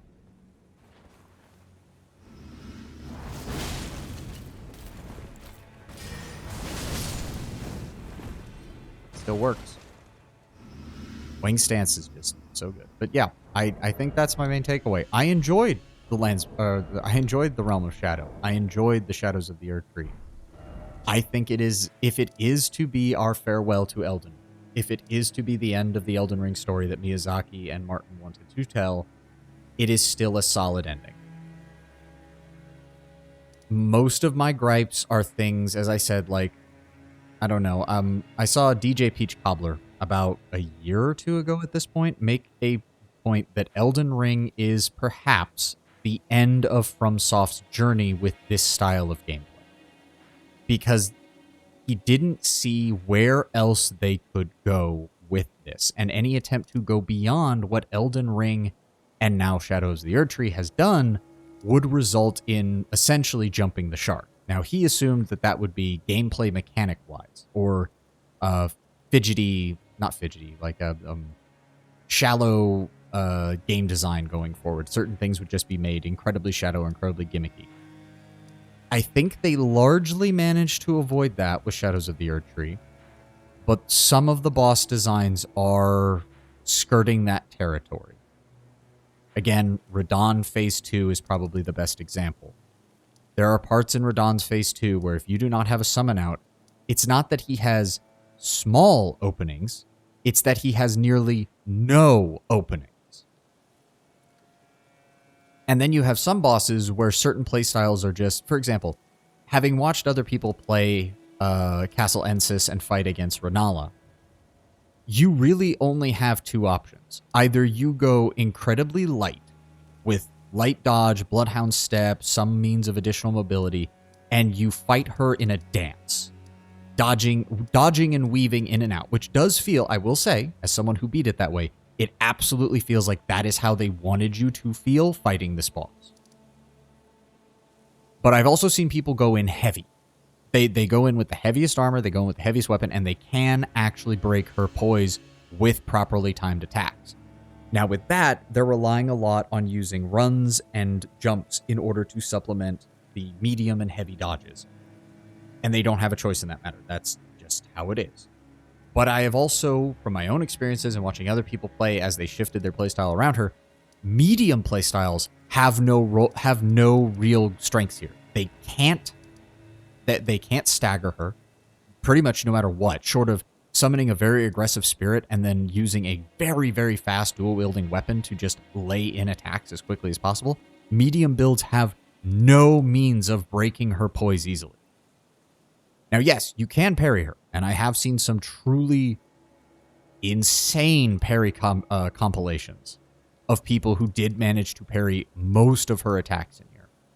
But it really does feel like there are some bosses where, like, a medium playstyle where you're not going all in on dodges or all in on blocks, and thus counter-guarding, counterattack guards and all that stuff, you are just fucked. You are just screwed. You're nothing you're going to do is going to help. You're going to be spending, like I did the first couple of times I went up against her, you're going to be running away from her the entire fight, throwing spells at her, and not interacting with any of her mechanics, because the entire point is just to not let her get close to even swing. And that was my main problem that I had with Radahn, because eventually I just said it. I knew Scarlet Aeonia knocks off 30% of his health. I knew that if I could get it down twice, that's over 60% of his health gone. And I knew I could kill him from there. And I did, between a handful of Black Flame Fireballs, a handful of attacks, and letting Kristoff and Ansbach take pot shots at him. Also, it just occurred to me, I guess we should go talk to St. Trina and see if she has anything to say about all of this.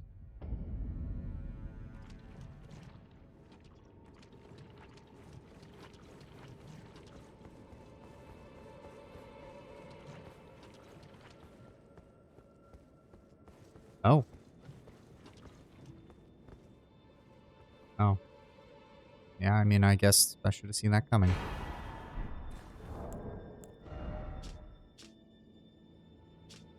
St. Trina's life withered and fell, as fleeting as the seasons. At her last, she left a single water lily, slightly boosts Mac FP. Despite the velvety purple hue, the flower is in no way poisonous. It merely blossoms in quietude.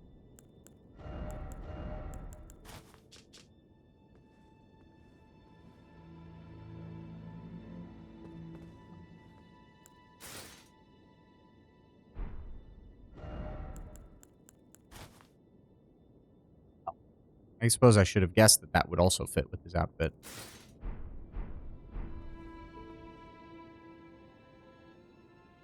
Now, on a story beat level, I think Shadows of the Erdtree was amazing. The revelations about Marika, the revelations about Mesmer, the Horn Scent, why Marika hated the Omen, hated the Horn Scent, Miquella's slow descent into what I can only call benevolent sociopathy. What else can you describe somebody who is described repeatedly in the lore as caring and loving and someone who wants to take care of everyone around them, their sister, their brothers, all of their family, try to end the strife? What happens to such a person when, as we saw with the crosses dotted throughout the lands of the Realm of Shadow, he literally gave up everything that made him him? What kind of god would that produce? What kind of being would that make? The end result seems to be one driven only to pursue its ambitions, only to fulfill its desires, no matter how benevolent those desires may have started, but at the cost of everyone around them. A person who is willing to do such things and is more than willing to manipulate, to mind control, to forcibly convert, to quite literally seal away a person's thoughts and desires and implant their own in its place.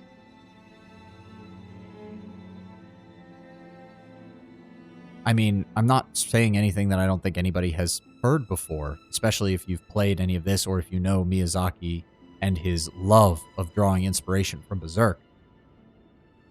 Hold on. Oh, sorry. But, I mean, even from the trailer, I was already getting Griffith vibes from Miquella, but in a way, in a way, it's worse, because with Griffith, we don't know for sure how Griffith was before he decided to set out on his path to take control of the world. But with Mikola, there's a lot of evidence that, at least early on, he really believed he was doing the right thing, trying to wipe clean the sin of his family, to end the strife and conflict that they had caused. There was a genuine compassion and genuine empathy there. Was it an act? Or was it something that he truly believed up until the point that he passed it off, believing that it would not suit him in godhood? And in doing so, became exactly the kind of god that he would not originally have wanted to be. A god that forces people, a god that destroys. And make no mistake, that is exactly what he would have done.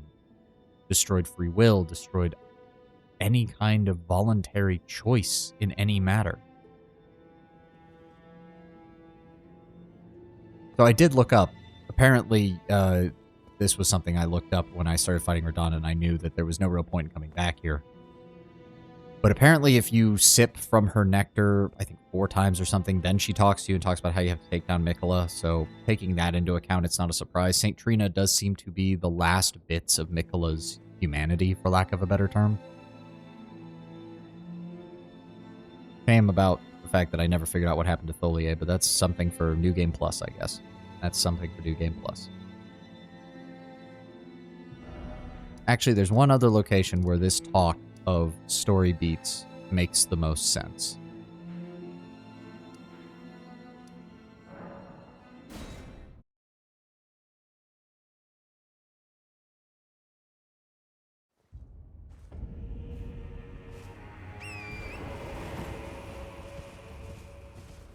Also, apparently it's Shadu view, not Skadu. I guess it's based off of Old English or Anglo-Saxon or something. The C is more of a sh sound with S. So Shadu view, because it literally means shade or shadow. So you could literally translate it as the shadow tree or the shade tree. But no,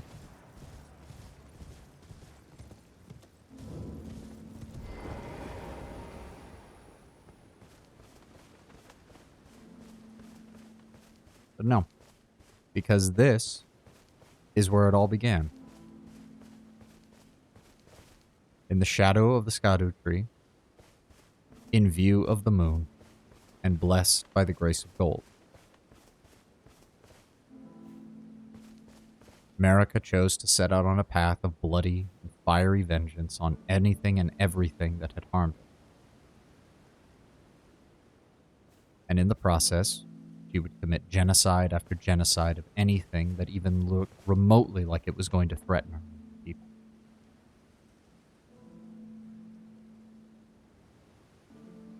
Elden Ring, I think, does still do a very good job in its circular, recurring world view. Because, of course, if you're familiar with Dark Souls, then you're familiar with this kind of setup. The world goes through cycles. These cycles repeat. History, it does not necessarily fully repeat, but it does rhyme, and it does rhyme a lot. And these are very much the themes of Dark Souls, and now, as we're seeing, Miyazaki can't help himself. He managed to completely reintroduce it here. Sure, there were some implications that these kind of things had happened before in the realm of in the Lands Between, but this was definitive proof. And who knows that there might, based on the fact that the ancient dragons existed and that they claimed the title of Elden Lord in the ancient past, it could be that the Hornsent rose up against them, and the dragons had committed atrocities against the Hornsent, and thus the Hornsent committed atrocities, and then they turned on the shamans and committed atrocities against them because they felt it was right. On and on and on and on. Never ending, never fading, never stopping. Committing one atrocity after the other. It's no surprise then that... I mean, how would you even explain it to someone like Marika? Someone who, similar to Mikola, seems to have cast away portions of herself. Perhaps her kindness, perhaps her compassion. What made the Golden Order kind was left here because Marika could no longer stand to be kind to those who had destroyed her people. Not just destroyed, used as living building blocks to construct a Tower of Babel to the gods. Like, look, there it is, over there. The bodies of the shamans and of the Hornsent are used as the very bricks and mortar of the top of that tower to achieve divinity. It is a literal Tower of Babel. The Hornsent were so prideful, so believing that they were worthy and graced by gods or spirits or the divine, that they were willing to quite literally use other sentient beings and their own people as the stone and mortar of a monument to their sin.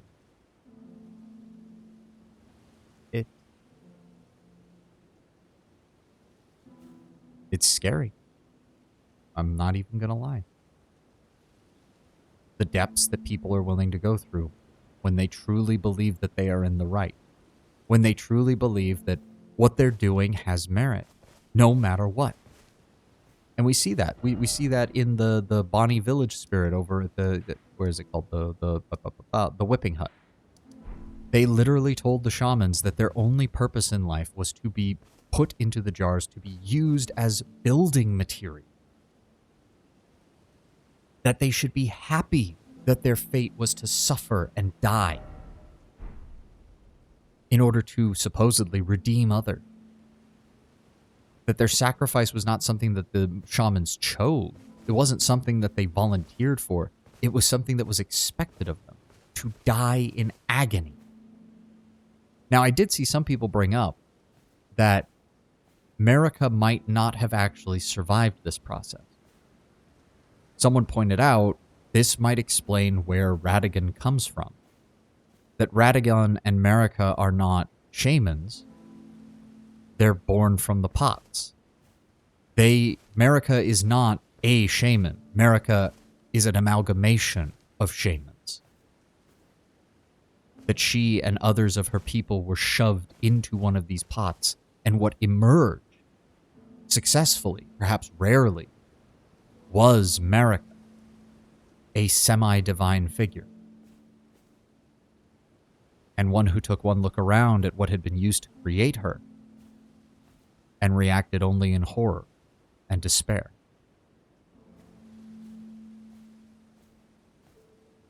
It could be that Radagon was another member of her village who was just shoved into the same pot as her. And it took her God knows how long to be able to separate him back out.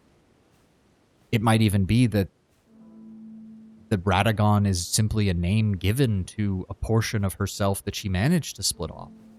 And that it doesn't really, it's not actually a person that was from her village. It's just there was enough meat to separate off into its own separate person that then had to create its own identity. That they are both the same and yet different. And then from Marika's perspective, imagine that. Imagine that you have fought a war, multiple wars, to secure a new homeland, to build a new civilization. You have a tentative peace with the Hornsent because they essentially helped you achieve godhood. But they're also the ones who destroyed everything about, potentially, if the pot theory is true, they even destroyed who you were, your life beforehand. They quite literally destroyed your very identity down to its root and stem. And they said that they did you a favor while doing so. Is it any wonder that when her first child came out, Mesmer, she instructed him on how to destroy them? And that when her second and third children came and had horns, that her first reaction was to shun them and throw them away? This doesn't excuse anything Marika has done by any stretch of the imagination. Genocide cannot be answered by genocide. Atrocity cannot be answered by atrocity. It will just keep going until either both sides are dead or one chooses to fully commit to destroying the other side in its entirety.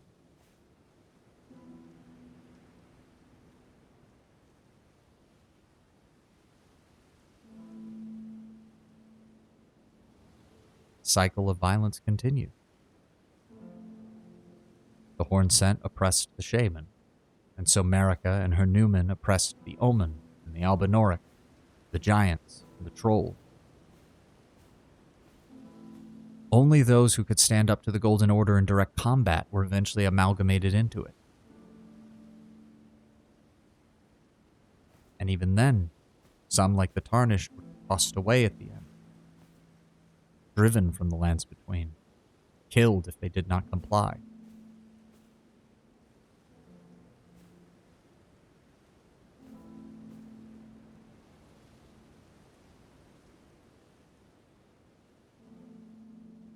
It's humbling, and it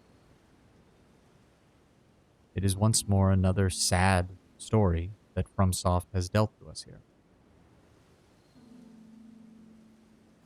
Innocents and people who never committed any real crimes were destroyed, laid to waste. Morth was turned into a crater, and honestly, having looked at the place more as we fought, it wouldn't surprise me if Commander Gaius was the one in charge of destroying the place. It looks like the kind of thing his gravity magic would do. The scorched ruins have been laid to waste by the furnace golem. The rundown, the abandoned ailing village, already most likely suffering from whatever disease causes the Hornsent to turn into flymen, burned to the ground. The other outlying settlements, the Prospect Town, various churches, finger weavers, the ruins of Raya, all laid to waste.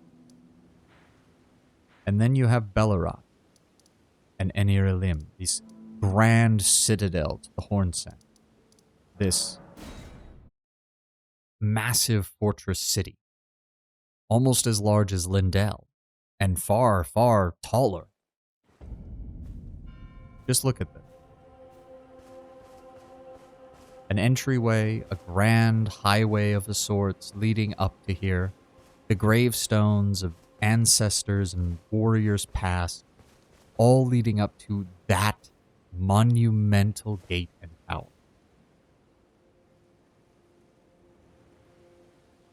I could see it in my mind, especially after we saw the trailer and what we've seen in the game. Just imagine the ramparts of this place.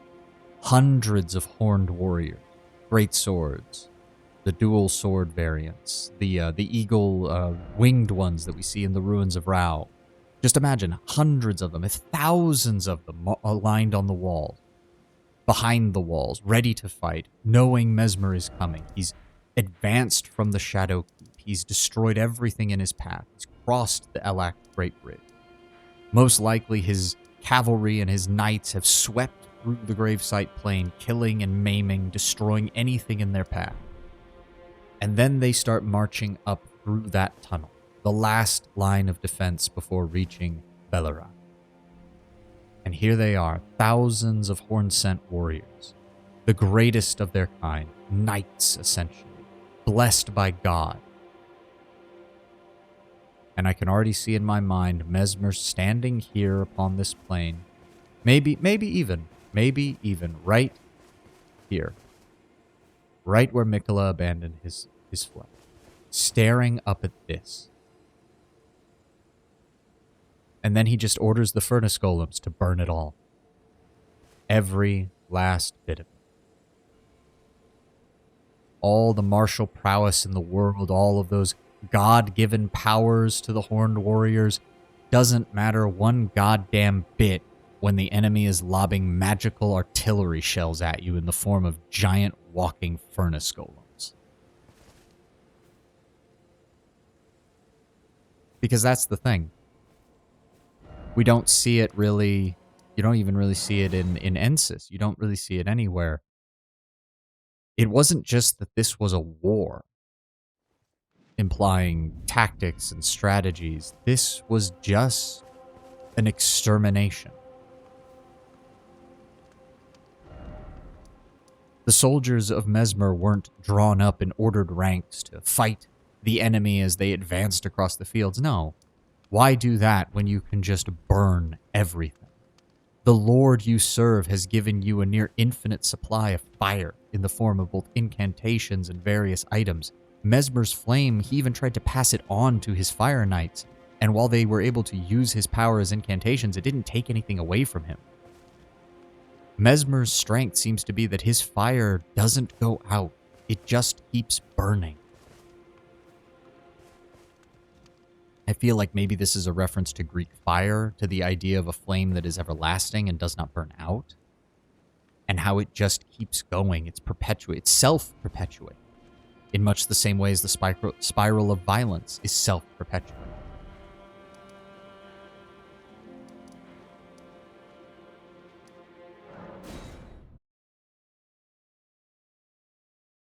I know I'm rambling, but I gotta fill the time, and I really don't know what else to do.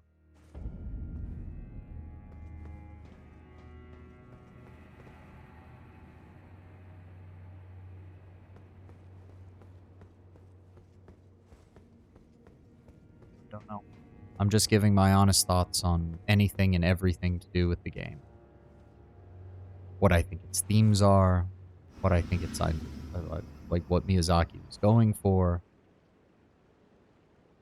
And even, quite frankly, I'm even convinced at this point, I don't think Mesmer even had full control of his army at this point by the end. Every single statue of America, every single one that we encounter here, except for I think, the back gate. If I remember correctly. I could be wrong. Hold on.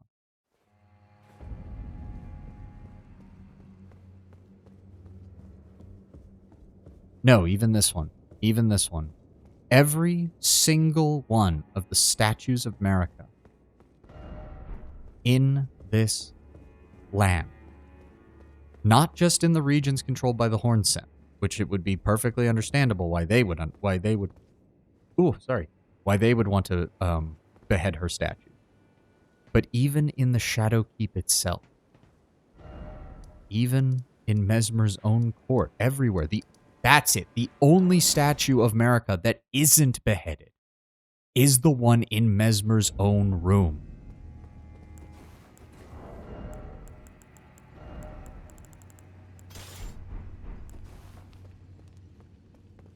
That is the only depiction of America in the realms of shadow that is not beheaded. The only one. I think even Mesmer's troops had given up by this point. They didn't care anymore. They knew they were trapped here, and when they begged their commander to explain why, all he did was lock himself away and refuse to talk. Now, maybe some of the Fire Knights were still on his side or still serving him, since the way that they're arranged leading up towards the Dark Chamber seems to imply that they're defending the entryways or preventing someone from coming in. But I don't know. The regular rank-and-file soldiers seem to have given up all hope. Some even went rogue. I think it was in the... It was here, the Fogriff Catacombs, and one of the other catacombs or something, where Black Knights even formally deserted and set up shop in these catacombs, believing that it was Mesmer's nature as a serpent, or the serpentine curse that he had on him that was leading to all of this, and that was why they had been abandoned.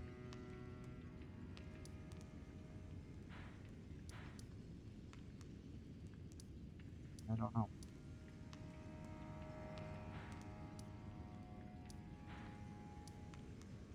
I don't think there's anything else for me to do. As I said, I'm just going through things in my head, trying to figure out what I'm missing, or what I could be missing.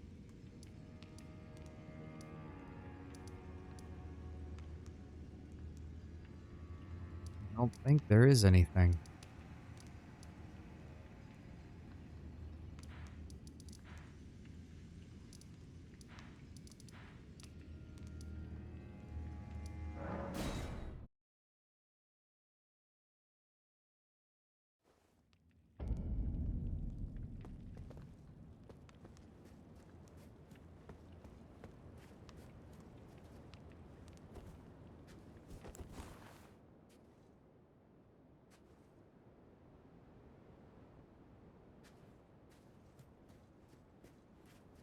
This is the price of godhood.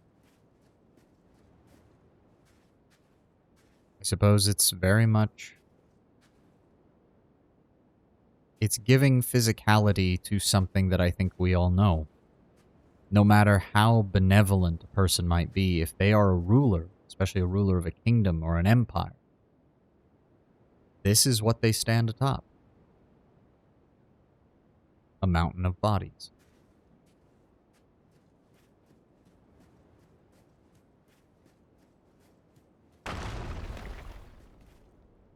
This is really the only other thing I can think of that we just don't know. Was Marika brought here after having been shoved into a jar and becoming a true saint? Did she come here of her own volition as a way to maybe save the last of her people or the Newman? Is this where she battled the Glomide Queen and stole the ability to become a god from her? We just don't know. And it looks like for once, or for once at an ending, I suppose, FromSoft isn't going to be providing any answers anytime soon. I just wish we knew more. As I said, I wouldn't be opposed to a second DLC. We did manage to get 2 DLCs with Dark Souls 3, and people weren't expecting that either. But I doubt it.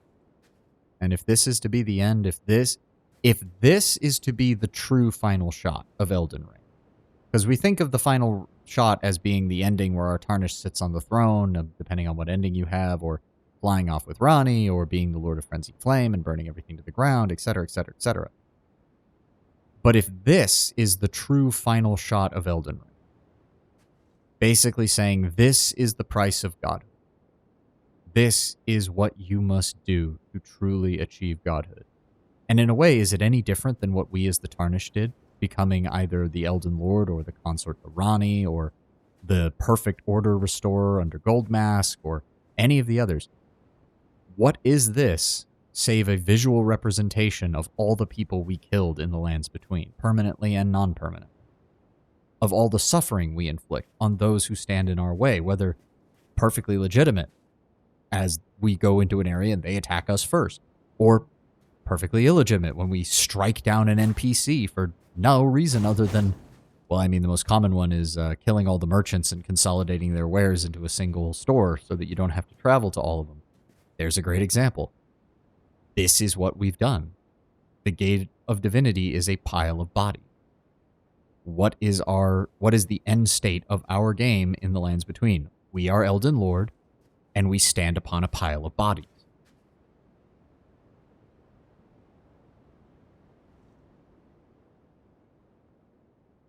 I know I'm rambling. I've got to try and clear it to the 3-hour mark, because I know that's what they suggest. You got to get at least a 3-hour stream in, or it hurts you later down the line when people are trying to find you on things. So I'm just going to keep rambling. I don't think anybody's joined into the stream so far, but I'm just going to keep rambling because I enjoy rambling, honestly. I like that there's no music here. That's what this reminds me of. So, trying not to reveal any information that will get me doxxed, but I have been to several cemeteries in Europe. World War I and World War II cemeteries specifically. And this, what is it called? I think, and my pronunciation is probably going to be shit. It's called the Ossuary of Dumont, or Duromont. It begins with a D. I'm sorry, French people. But it's a World War I cemetery and ossuary. In front of the ossuary is, I believe, again, been a couple of years, it's 100,000 graves. And in the ossuary itself are the remains of another, I think, 300,000 or 400,000 French soldiers. The feel of this, the slight wind, the slight echo, the bodies, specifically the bones, or rather, in this case, the calcified remains of the dead. But in the ossuary's case in real life, it is very much bones. You can see down into the ossuary from above, and it is literally just bones. It's not quite a mass grave, though that is pretty damn close to what it is. though it's one made with reverence and a desire to remember their sacrifice rather than a desire to bury what was happening. And this reminds me of that. It's uncountable numbers of bodies in uncountable positions, no longer separated from one another. These aren't thousands of dead in coffins, carefully arrayed or carefully lined out or separated by, the status and rank and people and families and all that. This is just a mountain of the dead. Uncountable human bodies shoved into the same grave.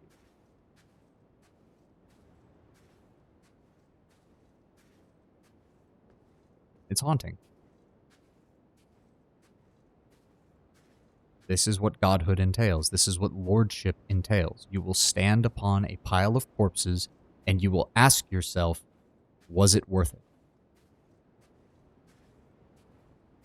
Now, in a video game, of course, we can all just claim that it was worth it. Even in games where you play the bad guy, you can often claim that it was worth it. And in games where you play the good guy, you often have direct evidence that it absolutely was worth it. But I do think Miyazaki is trying to make us think, like, yes, in the context of a game, you're right. But what about outside of a game? The next time you go to a graveyard, or the next time you see a funeral procession, or the next time you hear about someone being killed for their beliefs, maybe just think a little bit harder and a little bit longer.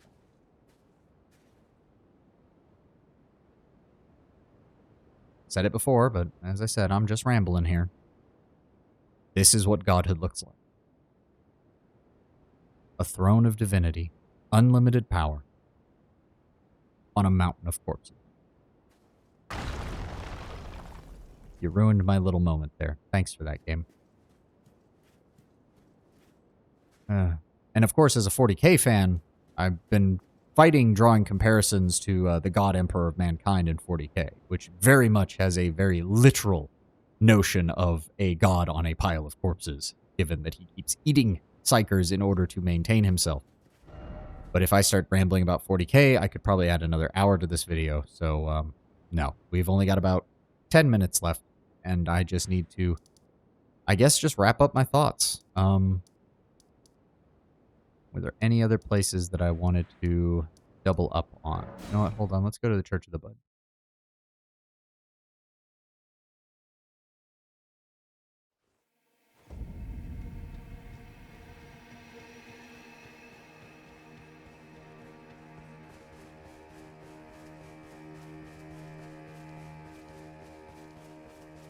Now, I suppose one thing that is still bugging me is I have to assume that the enchantment placed on Anira Lim to guard it from sight, to make it so that someone could not follow, was that placed there by Mesmer, by Marika, or by Mikola? Because the initial implication seems to be it was Mikola, but then why would he direct us to Mesmer to burn it down? Unless he needed us to burn it down to complete his ritual, even though he knew it would open us up to being able to get to him. Probably because Mikola assumed that Leda and Dryleaf Dane would be able to stop us from getting to him if that came to it. If it was placed there by Mesmer, it kind of doesn't make sense. His powers don't really revolve around protecting anything, and it would explain why his kindling was needed to break the seal, but it wouldn't explain the seal in the first place. And if it was the horn scent, it doubly wouldn't make sense, because if the thing that's holding the tower away from him is a thing that can be burned by him, then why didn't he just burn it? Though that might lend some credence to the fact that the Mesmer didn't really want to actually kill all the horn scent, because there's some conflicting opinions on that I've seen from people on Reddit. The whole storehouse and keeping their knowledge and all that contained, of course, some people rightly point out that doesn't really mean anything. Conquerors have always done that. The British Empire was particularly famous for doing that. The British Museum still has artifacts from across the world that, while some places have been okay with them keeping a hold of it for safety and security reasons, other places have demanded stuff back, and the British have just said, nah, no, we don't care about you. And to be fair, I'm only using the British as an example because they're the most prolific. Every single colonial empire throughout history has done this. The Romans would purposely import things from the far corners of their empire, from newly conquered provinces, to show off in their triumphal parades. It is nothing new. Just because Mesmer has the storage warehouse and has kept a lot of the Hornsent's knowledge and culture does not mean he appreciates any of it. But if he was the one, or rather if the Hornsents were the one to guard their tower with this shadow illusion, with this weird tree thing that we burned, and Mesmer chose not to burn it, and to allow the remaining Hornsent to just live out their lives in here, then I don't know, maybe there's some validity to the idea that he isn't totally insane with vengeance, like his mother apparently was. At the same time, I find that hard to believe because, as we've been over, while the Hornsent as a race did not deserve to have what happened to them, the Inquisition, the Church of the Hornsent, whatever their spiritual belief was, which obviously was headquartered in Anirlim, absolutely deserved to be burned to the ground. These guys are freaking psychopaths who stuff people into jars to create saints and then use other human human beings and their own kind as mortar and building blocks for their city. Like, that's some Imperium of Man level grimdark there. We will literally use your bones and your flesh to make our building. Like, nah, that's too much, man. That's why I cannot believe that if Mesmer knew that the vast majority, actually I think pretty much all of those who were in Anirlim were the Inquisitors and the religious figures and the horned warriors that had oppressed the shamans for so long, that he just let them be because they put up a barrier. That just seems very unlikely for what we've seen. The only other candidate then is Marika, who put up the barrier after she achieved divinity to explicitly prevent the Hornsent from achieving another divinity, which I suppose could be the case. It's not the worst explanation. And also, you're going to have people speculating that this proves that Demon Souls, Dark Souls, Bloodborne, and all that are all interconnected universes.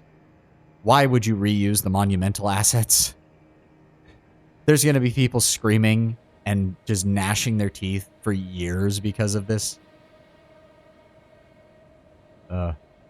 This one detail, this one asset is going to be triggering people for years. There was already enough speculation that the universes were in some way aligned or partially interconnected, and stuff like this is just going to set people off. I guarantee it.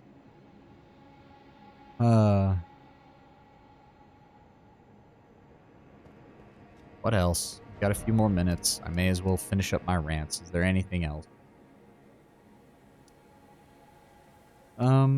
Overall, from a gameplay perspective, since I kind of got sidetracked from that, I do think the DLC is good. I do think the scaling mechanic was a good idea as a way to try and make the experience a bit more uniform for everybody across the board. It probably could use a little more refinement, but I do think it's definitively a better answer than any of the DLC we've had before.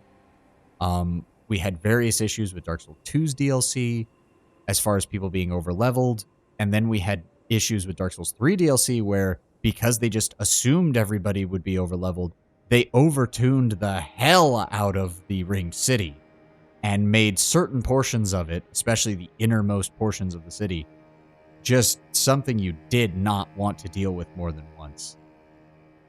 And I would say that they partially adjusted that in Elden Ring itself, because you see a lot of enemies who have health pools similar to enemies in the Ring City. You have enemies who have that bulk, but Elden Ring, between the different upgrade system, the better balancing of stats, the more diverse playstyles, had way more answers to that, and just in general had way more ways to do extra damage to them. Now, unfortunately, that was very much a 2 steps forward, 1 step back, because then we get to the Realm of Shadows, and we kind of have the same issue, at least at the very beginning and the very end of the Skadu Tree Blessings. I would say the first 5 levels and the last 5 levels. When you're in those territories and in the level appropriate areas for those levels of blessings, they really don't feel like they help at all. those first couple of levels of Scadutree Blessing really do not help you. Even out here in this starting area, you're usually going to want to find enough to get above that before you really delve upwards towards the Divine Lion. And the only other direction you can go is towards Castellensis, which I would argue is honestly the harder of the two, at least in terms of most builds. I myself just had way more problems with the Lion because of the way he dodged. Once I put Bloodhound Step on, as I said, Rolana was much more of a dancing fight, which I very much enjoyed. But I do have to agree with some people who pointed out that in a game about combat, you should primarily be getting stronger through combat. As such, I would have probably, because I think there's 50 Scadutree Blessing fragments. The vast majority, something like 40 or 45 of them, are found purely through exploration. I guess it's closer to 40, because I guess you could count the ones that you find up here, the 5 up here. You can't get to them unless you beat Gaius, so that's essentially your reward for beating Gaius.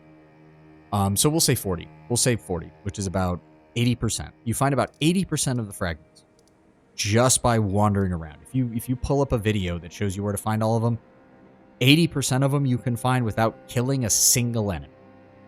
The remainder, which is largely the Golden Hippo over here, the other Golden Hippos scattered around, Commander Gaius, and I think 2 or 3 others. Again, we'll say about 20% of them. About 20% of them are found through combat. I would probably flip those ratios and then drop it a few points. So 70-30, maybe 60-40 split of combat found versus exploration found. Doing a lot of exploration and finding 1 or 2 of them or a couple of them would be very nice, but I think the majority should be found by actually progressing and clearing content. That content does not all have to be linear. You can still explore around to find easier fights to gain blessings, but they should still be based around actually fighting. For example, I believe you find 2 fragments in Church of the Crusade. They shouldn't just be on the ground, in my opinion. You also fight Quilline here. It should be maybe put some of the patrolling enemies that are out here inside the church itself. Once you kill the enemies in the church, Quilline spawns, and then once you kill him, he drops the fragments, and I believe he gave me the either Mesmer's Skewer or Mesmer's Spear weapon art. And I think that would be a better way to do it. You do that, it helps quiet down the people who are annoyed that progression is made largely through exploration rather than fighting in a game that is supposed to be about fighting, while still allowing a reward system for those who go out of their way to explore. And I think that's a nice, healthy, fair compromise.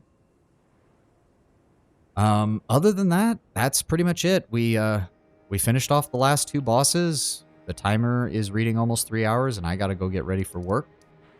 But we've done it. The Elden Ring DLC. The Elden Ring DLC is complete, at least as complete as I really care to at this point, especially for stream. I do know that I'm not going to be able to stream on Sunday at the normal time. I might be able to get the stream in later that day, but I have other commitments on Sunday that I was not able to move anything else around, so I really don't have a choice in the matter on that. So I hope everybody has a great day. Everybody has a glorious Wednesday and a glorious rest of the week, and hopefully I will see you guys some point late on Sunday, and if I don't, then we'll pick up on Monday. I'm not sure what I'm going to be playing. I've got a couple of game ideas that I might do, but for right now, I'm just not sure. I did get an update from my artist, though, that I should have my ref sheet, and thus some facial pics I'll be able to use for a Fugi or for a PNG version of the VTuber setup at some point within the next week. Hopefully. I'm not trying to rush artists. I know that they have a lot on their plate, especially when they've got a lot of commissions up. But hopefully. I'm crossing my fingers. I'm hoping. So as I said, I hope everybody has a glorious Wednesday. Everybody has a good time. Ansbach still has the best drip of this DLC. And I will see you all next time. Bye.